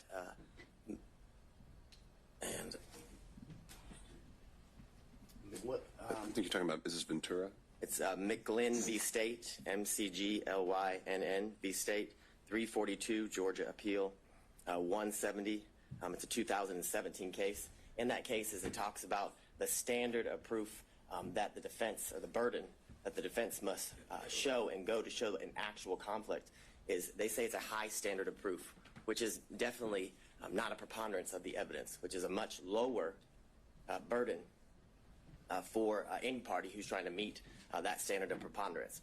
But it's clear that what the standard is that it's a high standard of proof for both when determining whether there's an actual conflict and when there's forensic misconduct that is found, Your Honor. And I want to go through some of the cases that defense counsel has referenced, as they argued here today and in their filings.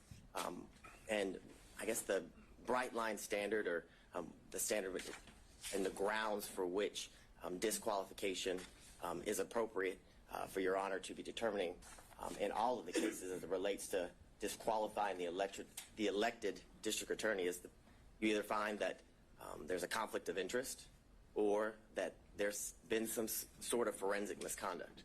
Those are, I guess, the two areas that, Your Honor, that is in your purview when you are looking to resolve an issue regarding disqualification. Now, in a recent case, Lee v. State, which is 224 Georgia, Lexus 31. It's a February of 2024 case here out of our appellate courts. And in that case, Justice Pinson wrote that a trial court did not abuse its discretion by failing to disqualify an assistant district attorney absent an actual conflict of interest. And that is the case that was ruled on by the Georgia Court of Appeals about a month ago, Your Honor. Now, the cases in which defense counsel have relied on in their briefs and here today, I would submit to the court the cites are misleading, many are inapplicable, and some of them actually support the state's position. And what I would say to you is that the defendants, in many instances, combine language from the multiple cases and kind of what I would say is misstates the law as it relates to what the law or what is required in order for an elected district attorney and their office to be disqualified. And what I would submit to the court is... Let's go back to that. Show me how. Yes. Show you how. So I think the first one they cited was battle versus the state.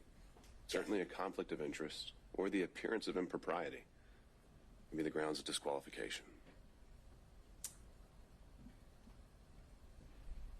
Well, there are a number of these cases that seem to exclusively rely on the appearance of impropriety. right. Well, they acknowledge that there's some ambiguity here, that sometimes Whitworth gets cited to Ventura, and we've got this quote that comes up where it's just they only cite to an actual conflict that must be involved. But they acknowledge the ambiguity. You're saying there's no ambiguity whatsoever. I am saying that, and why I am saying that, why I would submit that to the court, is in all of those cases, they do reference the appearance of an impropriety, but they reference that because they also find there's an actual conflict in each one of those cases. So your position would be, your review of the case law, there's never been an appellate opinion that relied only on an appearance of impropriety. As it relates to a prosecutor or district attorney, yes, that is what I'm saying. What I would say is in those cases, they do reference the fact that there is an appearance of impropriety, but they reference that fact because when you have an actual conflict, there's always an appearance of impropriety. And those are what those cases stand for. And I guess that is the main example of what I reference as they kind of combine the language from separate and different cases and tell you that the standard is an appearance of impropriety. And I would submit to the court that is not the standard. And in my first reading, like Your Honor, I did notice that the cases each reference the appearance of impropriety, but also that appearance arose from the fact that the court found an actual conflict in each one of those cases. So I won't belabor the point in going through all of the cases that the defense had cited, but what I would submit to the court in reading those cases is that I found that they kind of fell into 5 categories, that some that didn't concern disqualification at all, some that determined or that were about, I call it divided loyalty, which is a conflict that arises from representing becoming a prosecutor and then having represented the defendant prior to becoming a prosecutor, and then whether there's an actual personal interest in the outcome, and then others talk about whether the defendant was denied a fundamentally fair trial at the conclusion and of the case after conviction.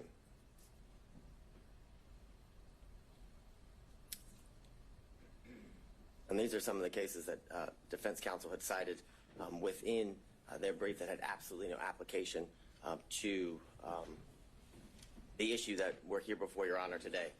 The first, McIver v. State, has nothing to do or has nothing related to the disqualification of anyone. And I think some of these are just relating to kind of aspiring for broad language about standards to prosecutors. So point taken there. But if there are more... All right, keep going.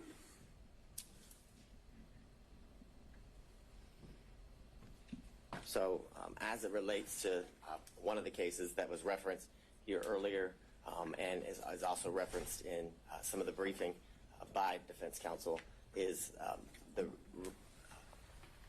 Regestive v. State, which is 287 Georgia 542, and all of the cases that fall under this, what I would call category, is about a attorney who formerly prosecuted a defendant in I guess the same type of case or the same case or similar charges, and that would be why the courts the courts found that disqualification would be necessary because of the relationship that existed between the former client and the now person who's being prosecuted, Your Honor.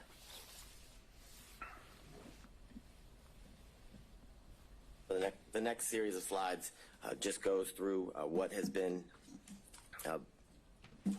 addressed as it relates to the standard that is required when dealing with the issue of disqualification, and the state would contend and submit to the court that the defense must show an actual conflict in order to have the district attorney disqualified, and that actual conflict has to be in the form of showing that Ms. Willis, in this instance, received a financial benefit or gain in relation to the outcome of the case. Like many of the cases that involve personal interest, Your Honor, it's all based on a contingency fee, where how much they're paid, or a bonus, for example, is dependent upon the outcome of the case. That's how one is to show that there's a personal interest in the case. We have none of that here. And I would submit to the court, we have absolutely no evidence that Ms. Willis received any financial gain or benefit. The testimony was that Ms. Willis paid all of the money back in cash as related to the trips, and if didn't pay back in cash, it was all right. Let me explore this one a little bit. Mm-hmm. So, in addition to you're saying it's only an actual conflict, are you also saying that it's only if a financial interest is affecting the final result, the outcome? That's the only one we should be worried about? Or is it that the prosecution as a whole is what we should be looking at in terms of a stake? So what I'm thinking of, I'm just going to try and come up with some hypos here. What if ADAs are given a bonus for every motion to suppress they win, $1,000 per Fourth Amendment claim they win? Well, now they've got an incentive, if one of their officers is lying, not to tell you about it, because they want to win that motion to suppress. But maybe that doesn't affect the outcome, because you can win a motion to suppress or lose it, and that doesn't decide whether it's going to be a guilty or not guilty verdict. But doesn't that affect the prosecution of the case, if not the outcome?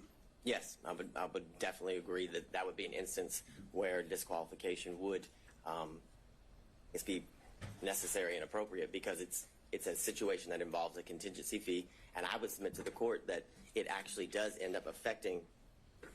It could, based on how important the motion to suppress is, right? But if it's some immaterial, I don't know. But I guess, so you're saying it's maybe not so much just whether it's a guilty or not guilty dismissal, no pros at the end of the day. It is actually the conduct of the prosecution that should be looked at throughout the course of the prosecution. Correct, as it relates to how it affects the prosecution, which I would submit to the court ultimately is going to affect the end outcome of the case. If you have a contingency fee based on winning, or how, if you win a motion to suppress, and if you win, you get, a bonus, as Your Honor referenced. I think that is ultimately going to affect the end outcome of the case, because, as Your Honor just said, if there's an instance where an officer's lying, or that where there isn't a good faith to go forward with that motion, the prosecutor would go forward with regardless, because of the contingency fee, which not only affects the prosecution at that point of the proceedings, but ultimately is going to affect the entire case, because if they were to win a motion to suppress, or I guess the motion would be denied and the evidence wasn't suppressed, knowing that they didn't have a good faith basis to go forward affects the ultimate outcome of the case. So I think it's twofold, as Your Honor has referenced. I think it's at that part of the procedure of the proceedings would definitely qualify for a reason necessary to disqualify a prosecuting agency, but ultimately that action during the procedure will lead to the ultimate outcome of the case being or hinging upon a contingency fee like the ones in the cases referenced by counsel and the state that are on the screen. So getting into the language again, which you just had up there with greater amusements and amusement sales. Greater amusements is one of those. You refer to the appearance of conflict as dicta. Why do you think that's dicta? I think the quote from that one is, it guarantees at least the appearance of a conflict of interest. Why is that dicta? It seems very central to the holding in the case. Because I don't disagree with Your Honor, but in that case, an actual conflict was found, and the appearance. They didn't find that. I would disagree with Your Honor. I would. My reading of the case is that an actual conflict was found, but because of that actual conflict, an appearance of impropriety was seen, and that's the reference, or why the state referenced that case in relation to the argument that an actual conflict is required.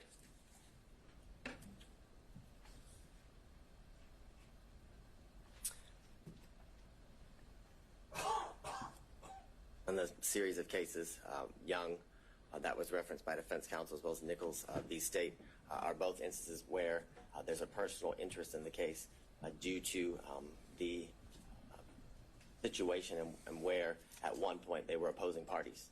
And of course there's a personal interest or stake as it relates to prosecuting an opposing party in a civil claim, which are what both of those cases reference, which shows that there's an actual conflict of interest that relates to the personal gain of the specific prosecuting agency. And what do you make of Nichols' reference to, it's an older case. Sometimes the language can be what we're not accustomed to seeing, but there's, they refer to the metaphor of Caesar's wife, and generally when that's used as a ethical standard, that's something that goes beyond just an actual conflict, right? Isn't the beyond reproach getting more into appearance world? Is it getting beyond? No, isn't getting into the appearance aspect of things when we're talking about Caesar's wife. But I think it goes beyond that based on the language of the holding in that case, where it literally says that the individual had a personal interest in obtaining a fee by forcing a settlement in the civil case and using the criminal case as leverage. So that's not an appearance of impropriety. That is an actual conflict of interest in which arises because of the individual's personal stake in the end outcome of the case, Your Honor. So that's how I would differentiate, I guess, the representations of defense counsel as it relates to the standard or the burden that must be shown, and why the state would submit to the court, and the most recent ruling out of the Georgia appellate courts that an actual conflict is required to be shown. So I'm going to skip through these series of slides. You've heard all about Whitworth.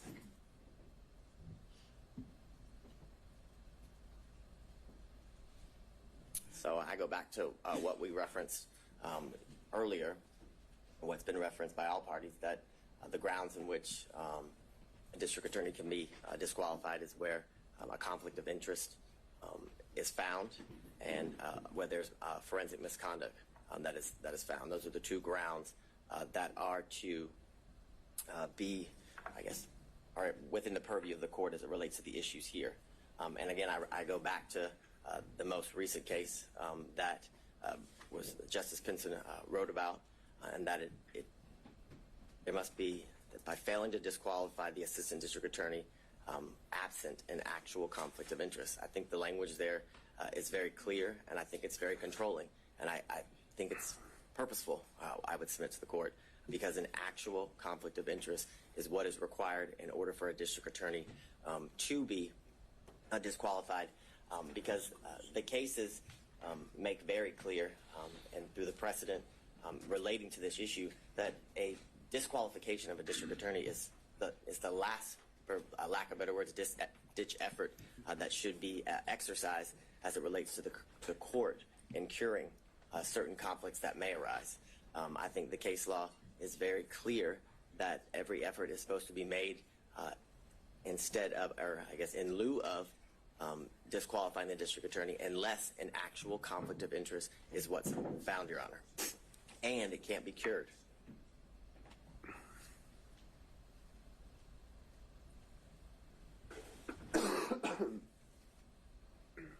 So what I would reference to the court, as was brought up earlier in Lyons v. State, 271, Georgia, 639, a 1999 case where it talks about a theoretical or speculative conflict will not impugn a conviction meaning that speculation, conjecture, things of that nature, assumptions are not enough for anything to arise to an actual conflict. And what I would submit to the court as well, that goes to the fact that what it has to be shown is an actual conflict.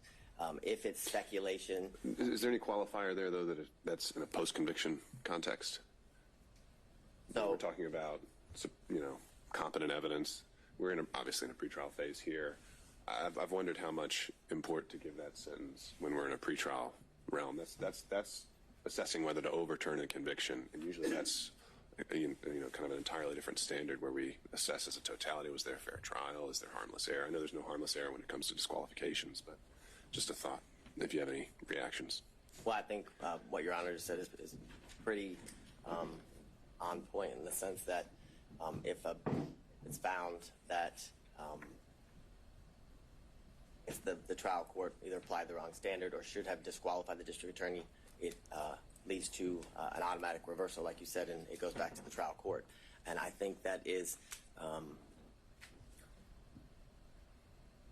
very enlightening in the sense that that's only done if an actual conflict is shown, and the fact that it can't just be theoretical, speculative, or assumptions that would lead to the appearance of impropriety, the appearance of a conflict that would lead to I guess just that. I'm borrowing kind of from, as we've been doing the other pretrial motions, special demurrers seem to get different treatment pre-trial and post-trial. Post-trial, they get more of a pass unless you can show some issues, and I'm wondering if that same principle applies here with disqualification. Well, and but I don't have the answer to that. Well, what I would also say, and I don't remember the exact line, but I know there in Judge McBurney's order, he does address some of the concerns as it relates to the standard as it is applied post-conviction versus pre-trial during pre-trial issues. And what I would say to the court is that. So you're citing that in support? Because I didn't think the state was all that pleased with the analysis he applied. Well, what I'm citing. Legal analysis, that is. Well, I'm citing what you specifically referenced as to the standard that is to be applied pre-trial and post-trial, whether it makes a difference. And what I would say to the court is the answer is no, as it relates to the speculative nature of the allegations or the claims made by defense counsel as it relates to whether a conflict actually exists, Your Honor. What I can't do at the moment is point exactly to the page at the end of the state's argument. I can give you the page number as it relates to Judge McBurney's order. I think I know what you're talking about, the footnote where he references the appearance standard. Yes. All right, Correct. I'm looking at it. Further, in Lamb v. State, 267 Georgia 41, on page 42, it's a 1996 case where the court says, nevertheless, the conflict must be palpable and have a substantial basis in fact. A theoretical or speculative conflict will not impugn a conviction which is supported by competent evidence. Now, I understand as it relates to the post-conviction factor or the status of the case being in post-conviction based on Your Honor's earlier inquiry, but I would submit to the court that as it relates to the issue of disqualification, that the standard is the same whether it's post-conviction or pre-trial. In Bloomfield v. Bornstein, which is 247 Georgia 406, the 1981 case. In that case, it says the appellees have not shown us a case where a per se rule was applied to disqualify an attorney on the basis of an appearance of impropriety alone. The Georgia cases cited by the appellee do not stand for the proposition that a trial judge is authorized in Georgia to disqualify an attorney solely on the basis of an appearance of propriety, which further goes to the state's submission to the court that the standard is that an actual conflict must be shown, and that conflict that arises shows that there's a personal stake of the district attorney as it relates to their personal financial gain that's being alleged.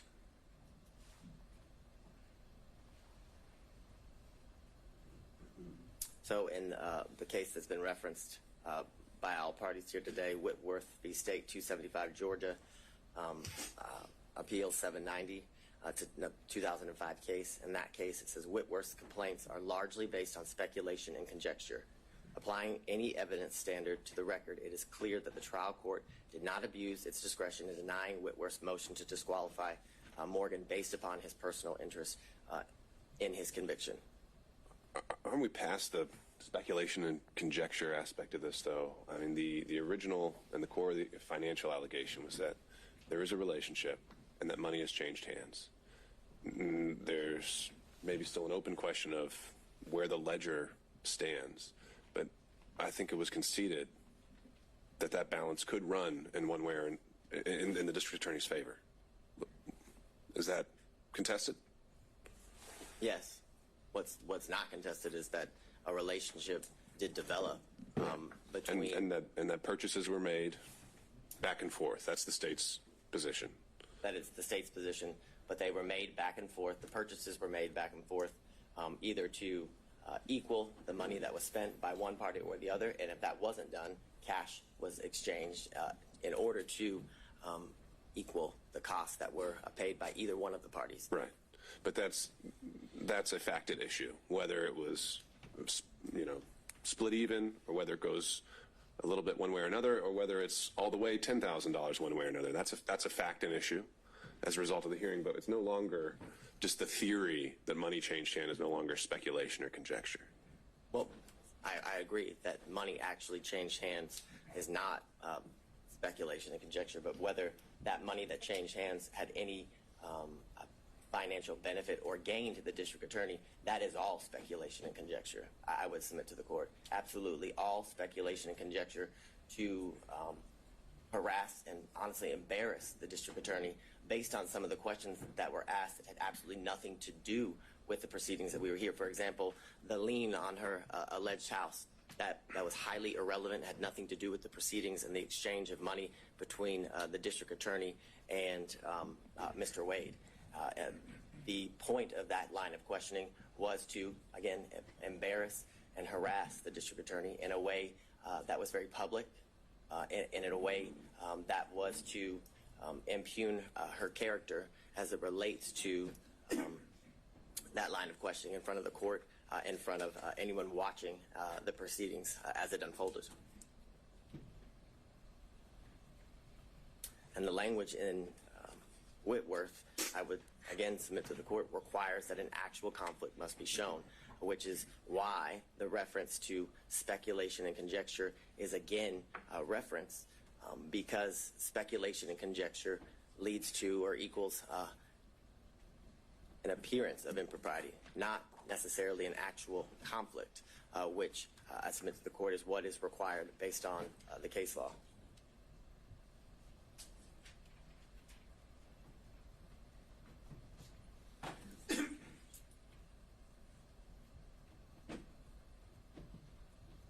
So in State v. Sutherland, which is 190 Georgia Appeals 606, it's a 1989 case, and it says, while the prosecuting officers should see that no unfair advantage is taken of the accused, yet he is not a judicial officer. Those who are required to exercise judicial function in the case are the judge and the jury. The public prosecutor is necessarily a partisan in the case. If we were compelled to proceed with the same circumspection as the judge and jury, there would be an end to the conviction of criminals, which goes to the premise that the appearance of impropriety is to apply to judges, not prosecutors. Because if that standard was to be applied in the manner in which the Sutherland case is referencing, then there would never be a criminal prosecution, because the state is always going to appear biased as it relates to getting justice for the victims or righting the wrong as it relates to the crimes in which the defendant is been indicted or accused of.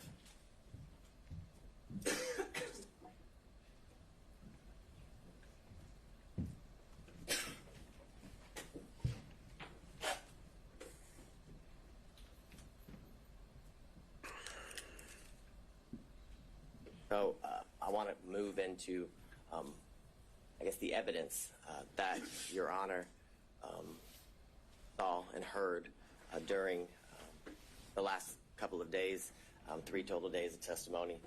as it relates to the witnesses. You heard from Ms. Yurdy, who the state would contend is a disgruntled former employee. You heard from Terrence Bradley, also someone who is a disgruntled former partner. The text messages in the state's opinion show that he is vengeful. You heard from his own testimony here sitting before the court that all he did was speculate, and any information that he had and garnered and then passed on to Ms. Merchant was mere speculation. I believe he said that over and over again when asked if he had personal knowledge. My recollection is around 15 times he said he had absolutely no personal knowledge of a romantic relationship between the DA and Mr. Wade. You also heard from the special prosecutor, Mr. Wade, a former judge.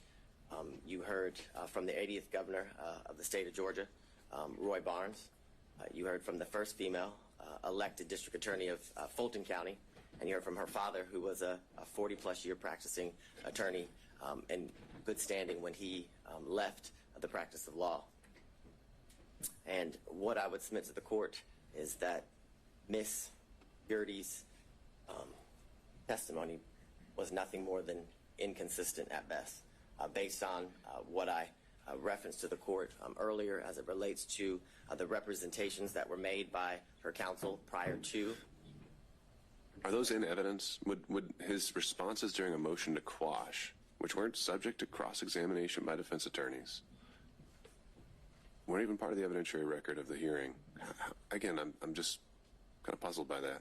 You didn't ask the question of Ms. Yurdy, what did you tell your attorney before coming here, and then we could have dealt with privilege issues and whatever else. I would agree with the court. It's not in evidence, but it was a statement by an officer of this court to the court during a hearing related to her testimony and how we would proceed with her testimony in this hearing. But it's clear that what was represented as to why she would not have, I guess, be an appropriate person to testify was that she had absolutely no knowledge of the romantic relationship. That was the basis of why her counsel was saying that she shouldn't have to testify, that she shouldn't be compelled by the under that court. theory, if accepted, where did the incentive arise between Monday and Thursday for her to completely change things around? Where did the incentive arise? So she was fighting so hard to avoid the, if we're going down that road you propose, she was fighting to have not to come in here and testify at all. And then she comes in here and testifies.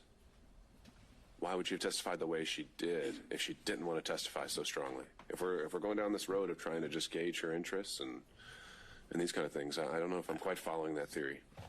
And I can appreciate that, but I would say the reason she didn't want to testify, I would submit to the court, is because this is an incredibly public forum where she would have to testify against a former friend and a former boss. And I think the change, I wouldn't qualify it as an incentive. What I would qualify is ultimately when she was forced to testify, right, a motive and a bias as to why she testified in the manner in which she did. When asked by Ms. Merchant as to the reasons for her leaving, she kind of danced around the issue. And then as Ms. Cross asked her about whether she resigned or forced to leave, she was fired, she came out and said she was given the choice: you can either resign, but either way you're leaving. You're fired, or you can resign in a manner in which, she wouldn't be officially fired, when she's trying to get future employment and things of that nature. So I would submit to the court that there's absolutely no incentive. An incentive is not why Ms. Yurdy's testimony changed, or the state would contend her testimony changed, but it was the reason she testified the way she did was because of her bias towards the DA, which gave her motive to what the state would contend is be less than honest before the court. And I would. But if we're going to draw inferences based on her fighting the subpoena, why would she have fought it if she had such a bias and wanted to say these untruths? Because she didn't want to come on national television and have to be exposed to the things that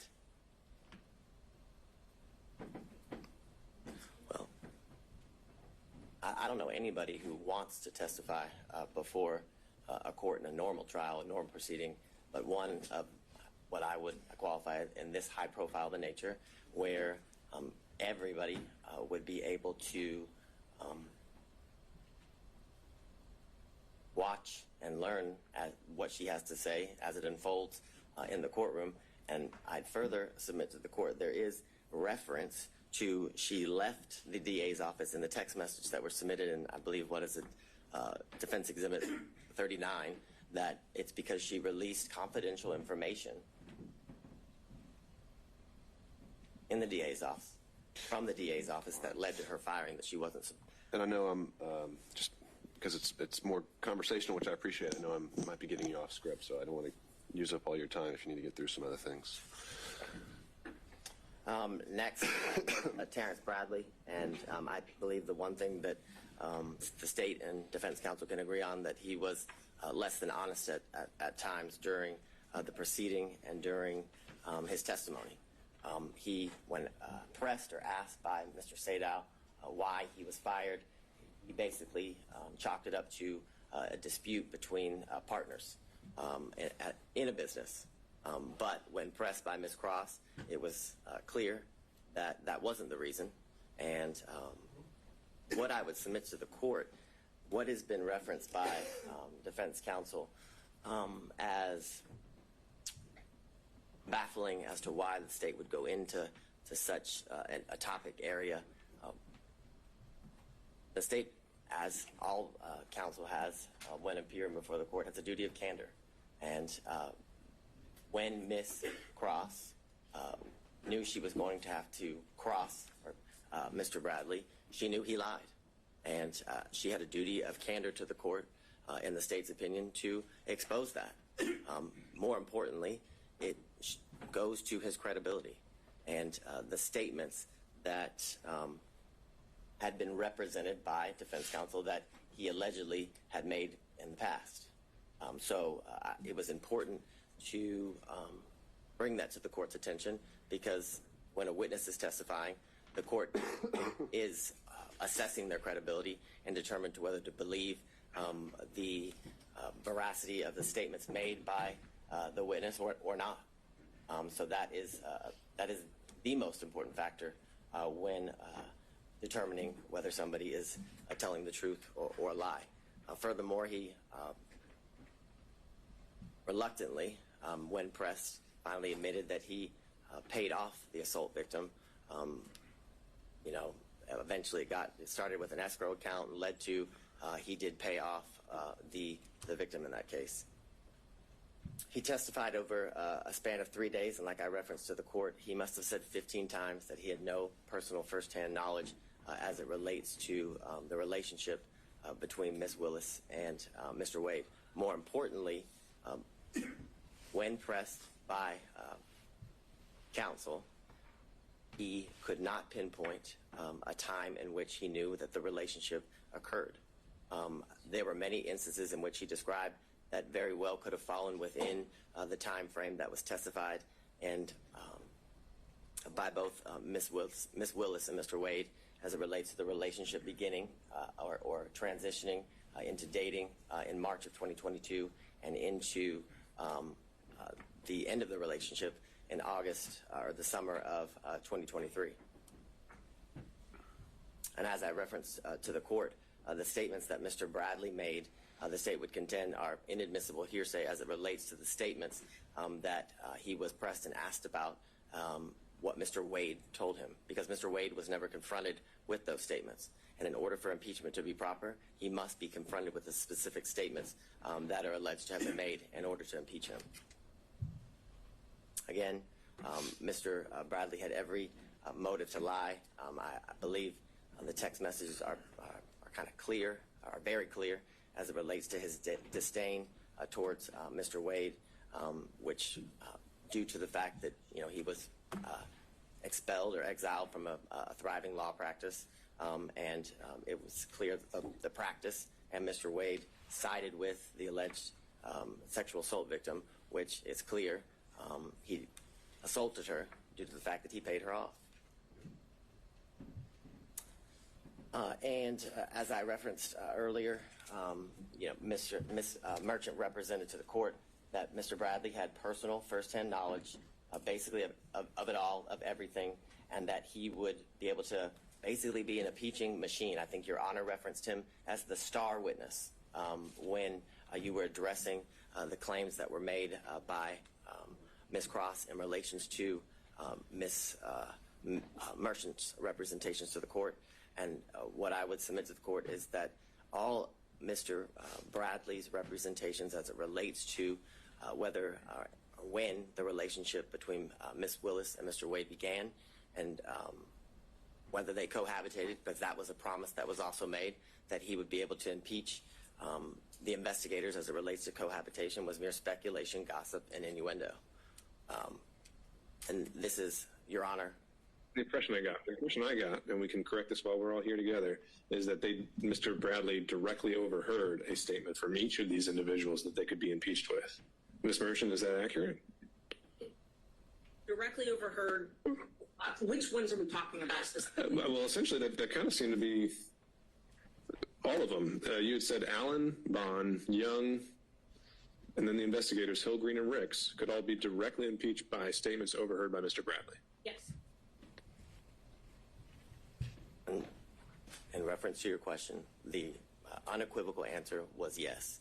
And when Your Honor is looking through the text messages, I would submit to the court that the text messages don't even say or indicate what was represented to the court in relation to the good faith basis for this motion to disqualify as it relates to the testimony of and the ability to impeach witnesses through Mr. Bradley.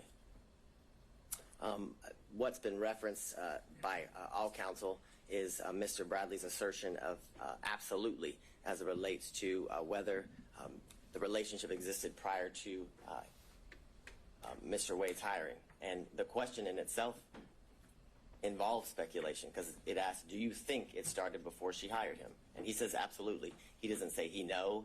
He doesn't provide any context as to how he knows. And in these text messages and through his testimony with the court, the source of his information was unclear. What I would say to the court,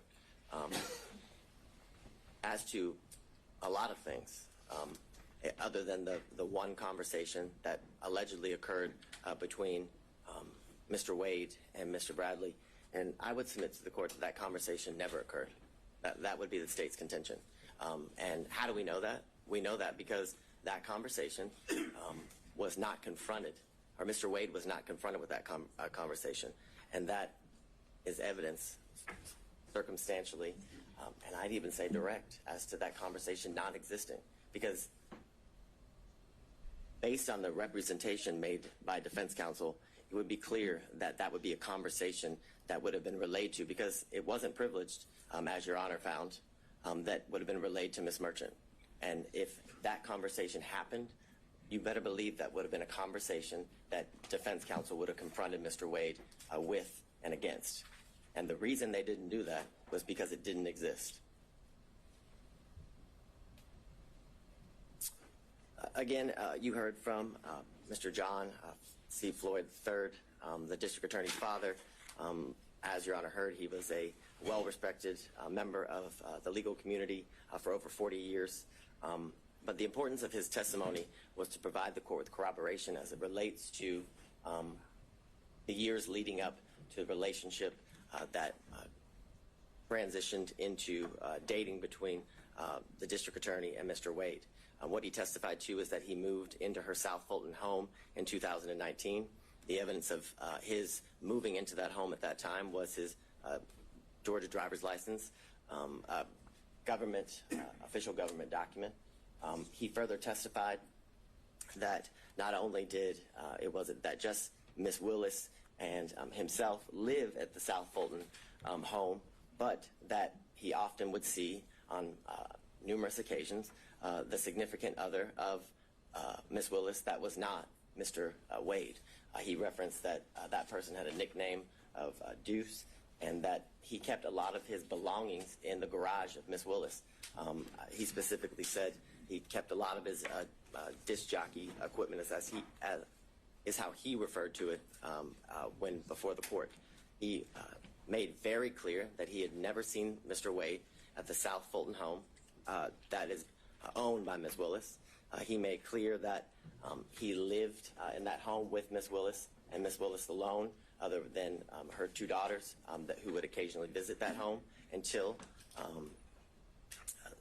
after February of 2021. But what precipitated the soon move of Miss Willis to what I would reference as safe houses for her protection was a protest that occurred before her home in February of 2021. He then expressed to the court that Miss Willis moved in the spring of 2021, and that due to these threats that were taken very seriously, he had only seen his child 13 times. He said, in reference to the questions by defense counsel that were in a, and I'm just going to be straight up with the court, they were trying to make Miss Willis a liar, what is how I would submit to the court, in the sense that she testified that she was concerned for her safety and her family's safety, which included her father and her daughters, and that Mr. Floyd remaining in that home kind of rebutted all of that, made it so it wasn't true.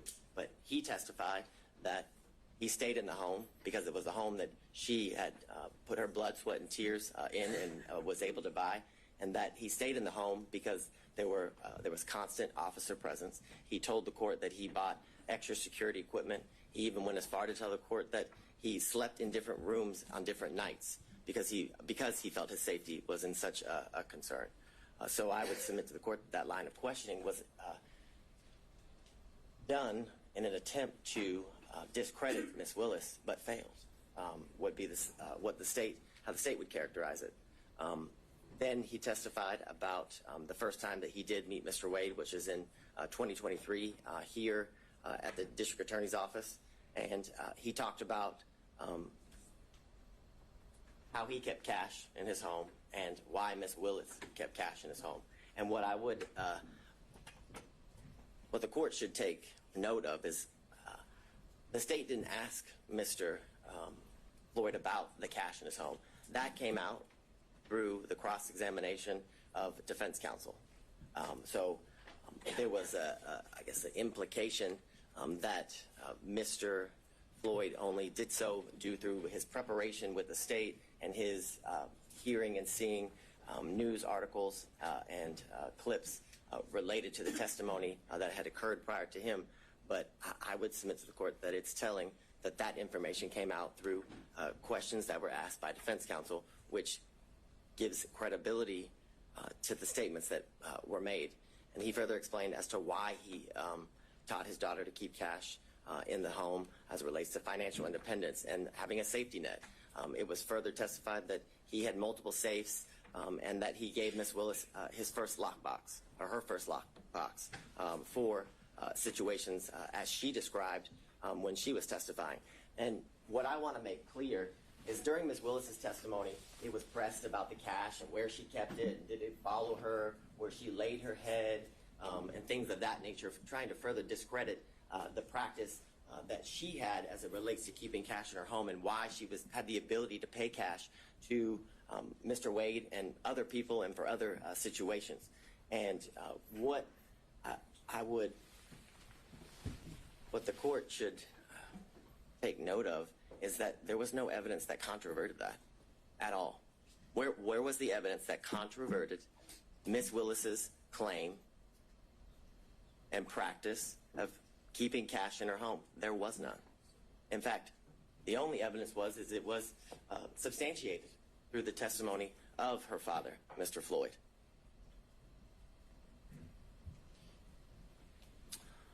Furthermore, you heard from former Governor Roy Barnes, and his testimony was significant and important because how I would phrase it, Your Honor, is it debunks Let me on this point, and I think you might have had a more recent opportunity to review his testimony than I have.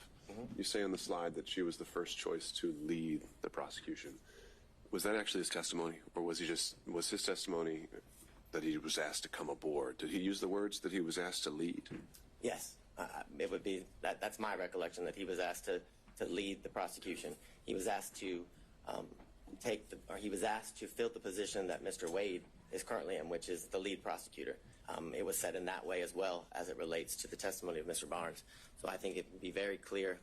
My recollection is that he said lead, but what I can submit to the court, that I know he also said that he was asked to fill the position that Mr. Wade is currently filling for the state of Georgia, which is the lead prosecutor. At that time, as special grand jury prosecutor, right?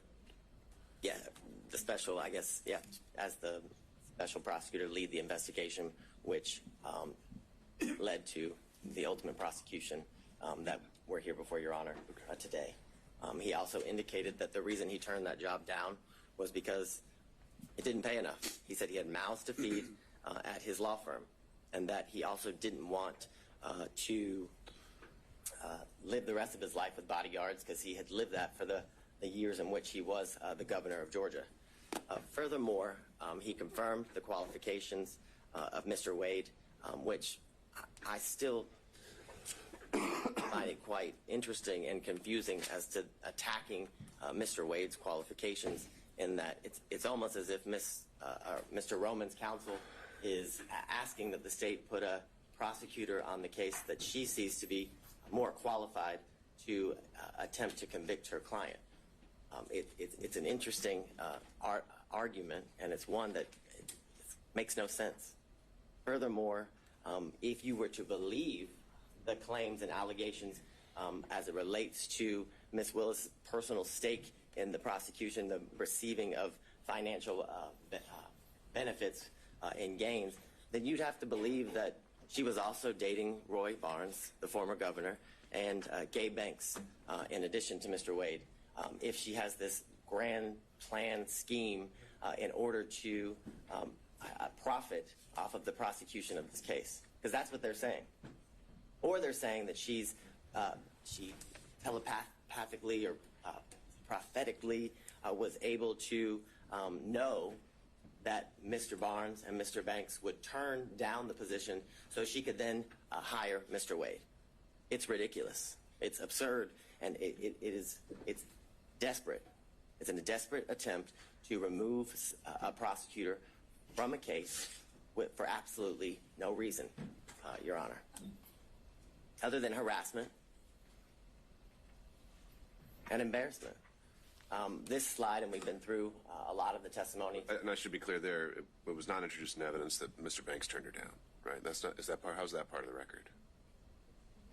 Well, I'd ask the court to take judicial notices, has been asked repeatedly. Unless the district attorney had testified to that. I don't recall offhand.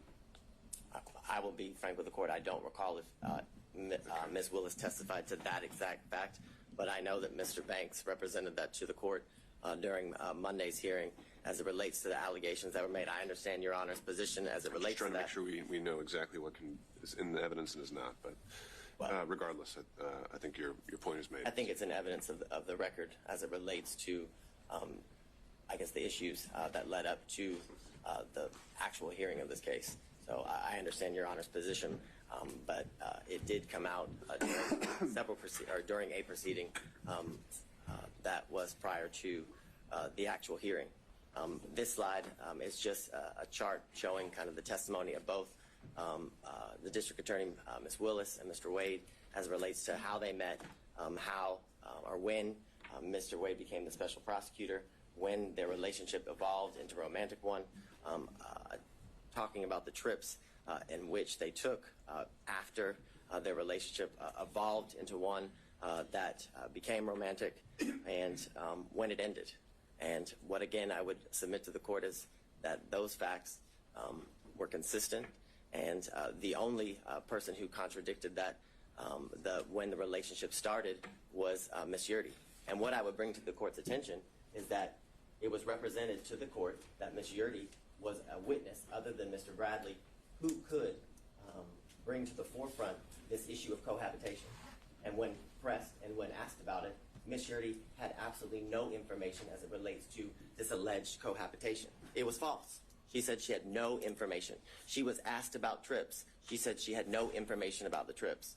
Yet, she's such a good friend that Ms. Willis confirmed each year that Mr. Wade and her continue to be in a relationship 2019, 2020, 2021, until their relationship ended due to her forced resignation and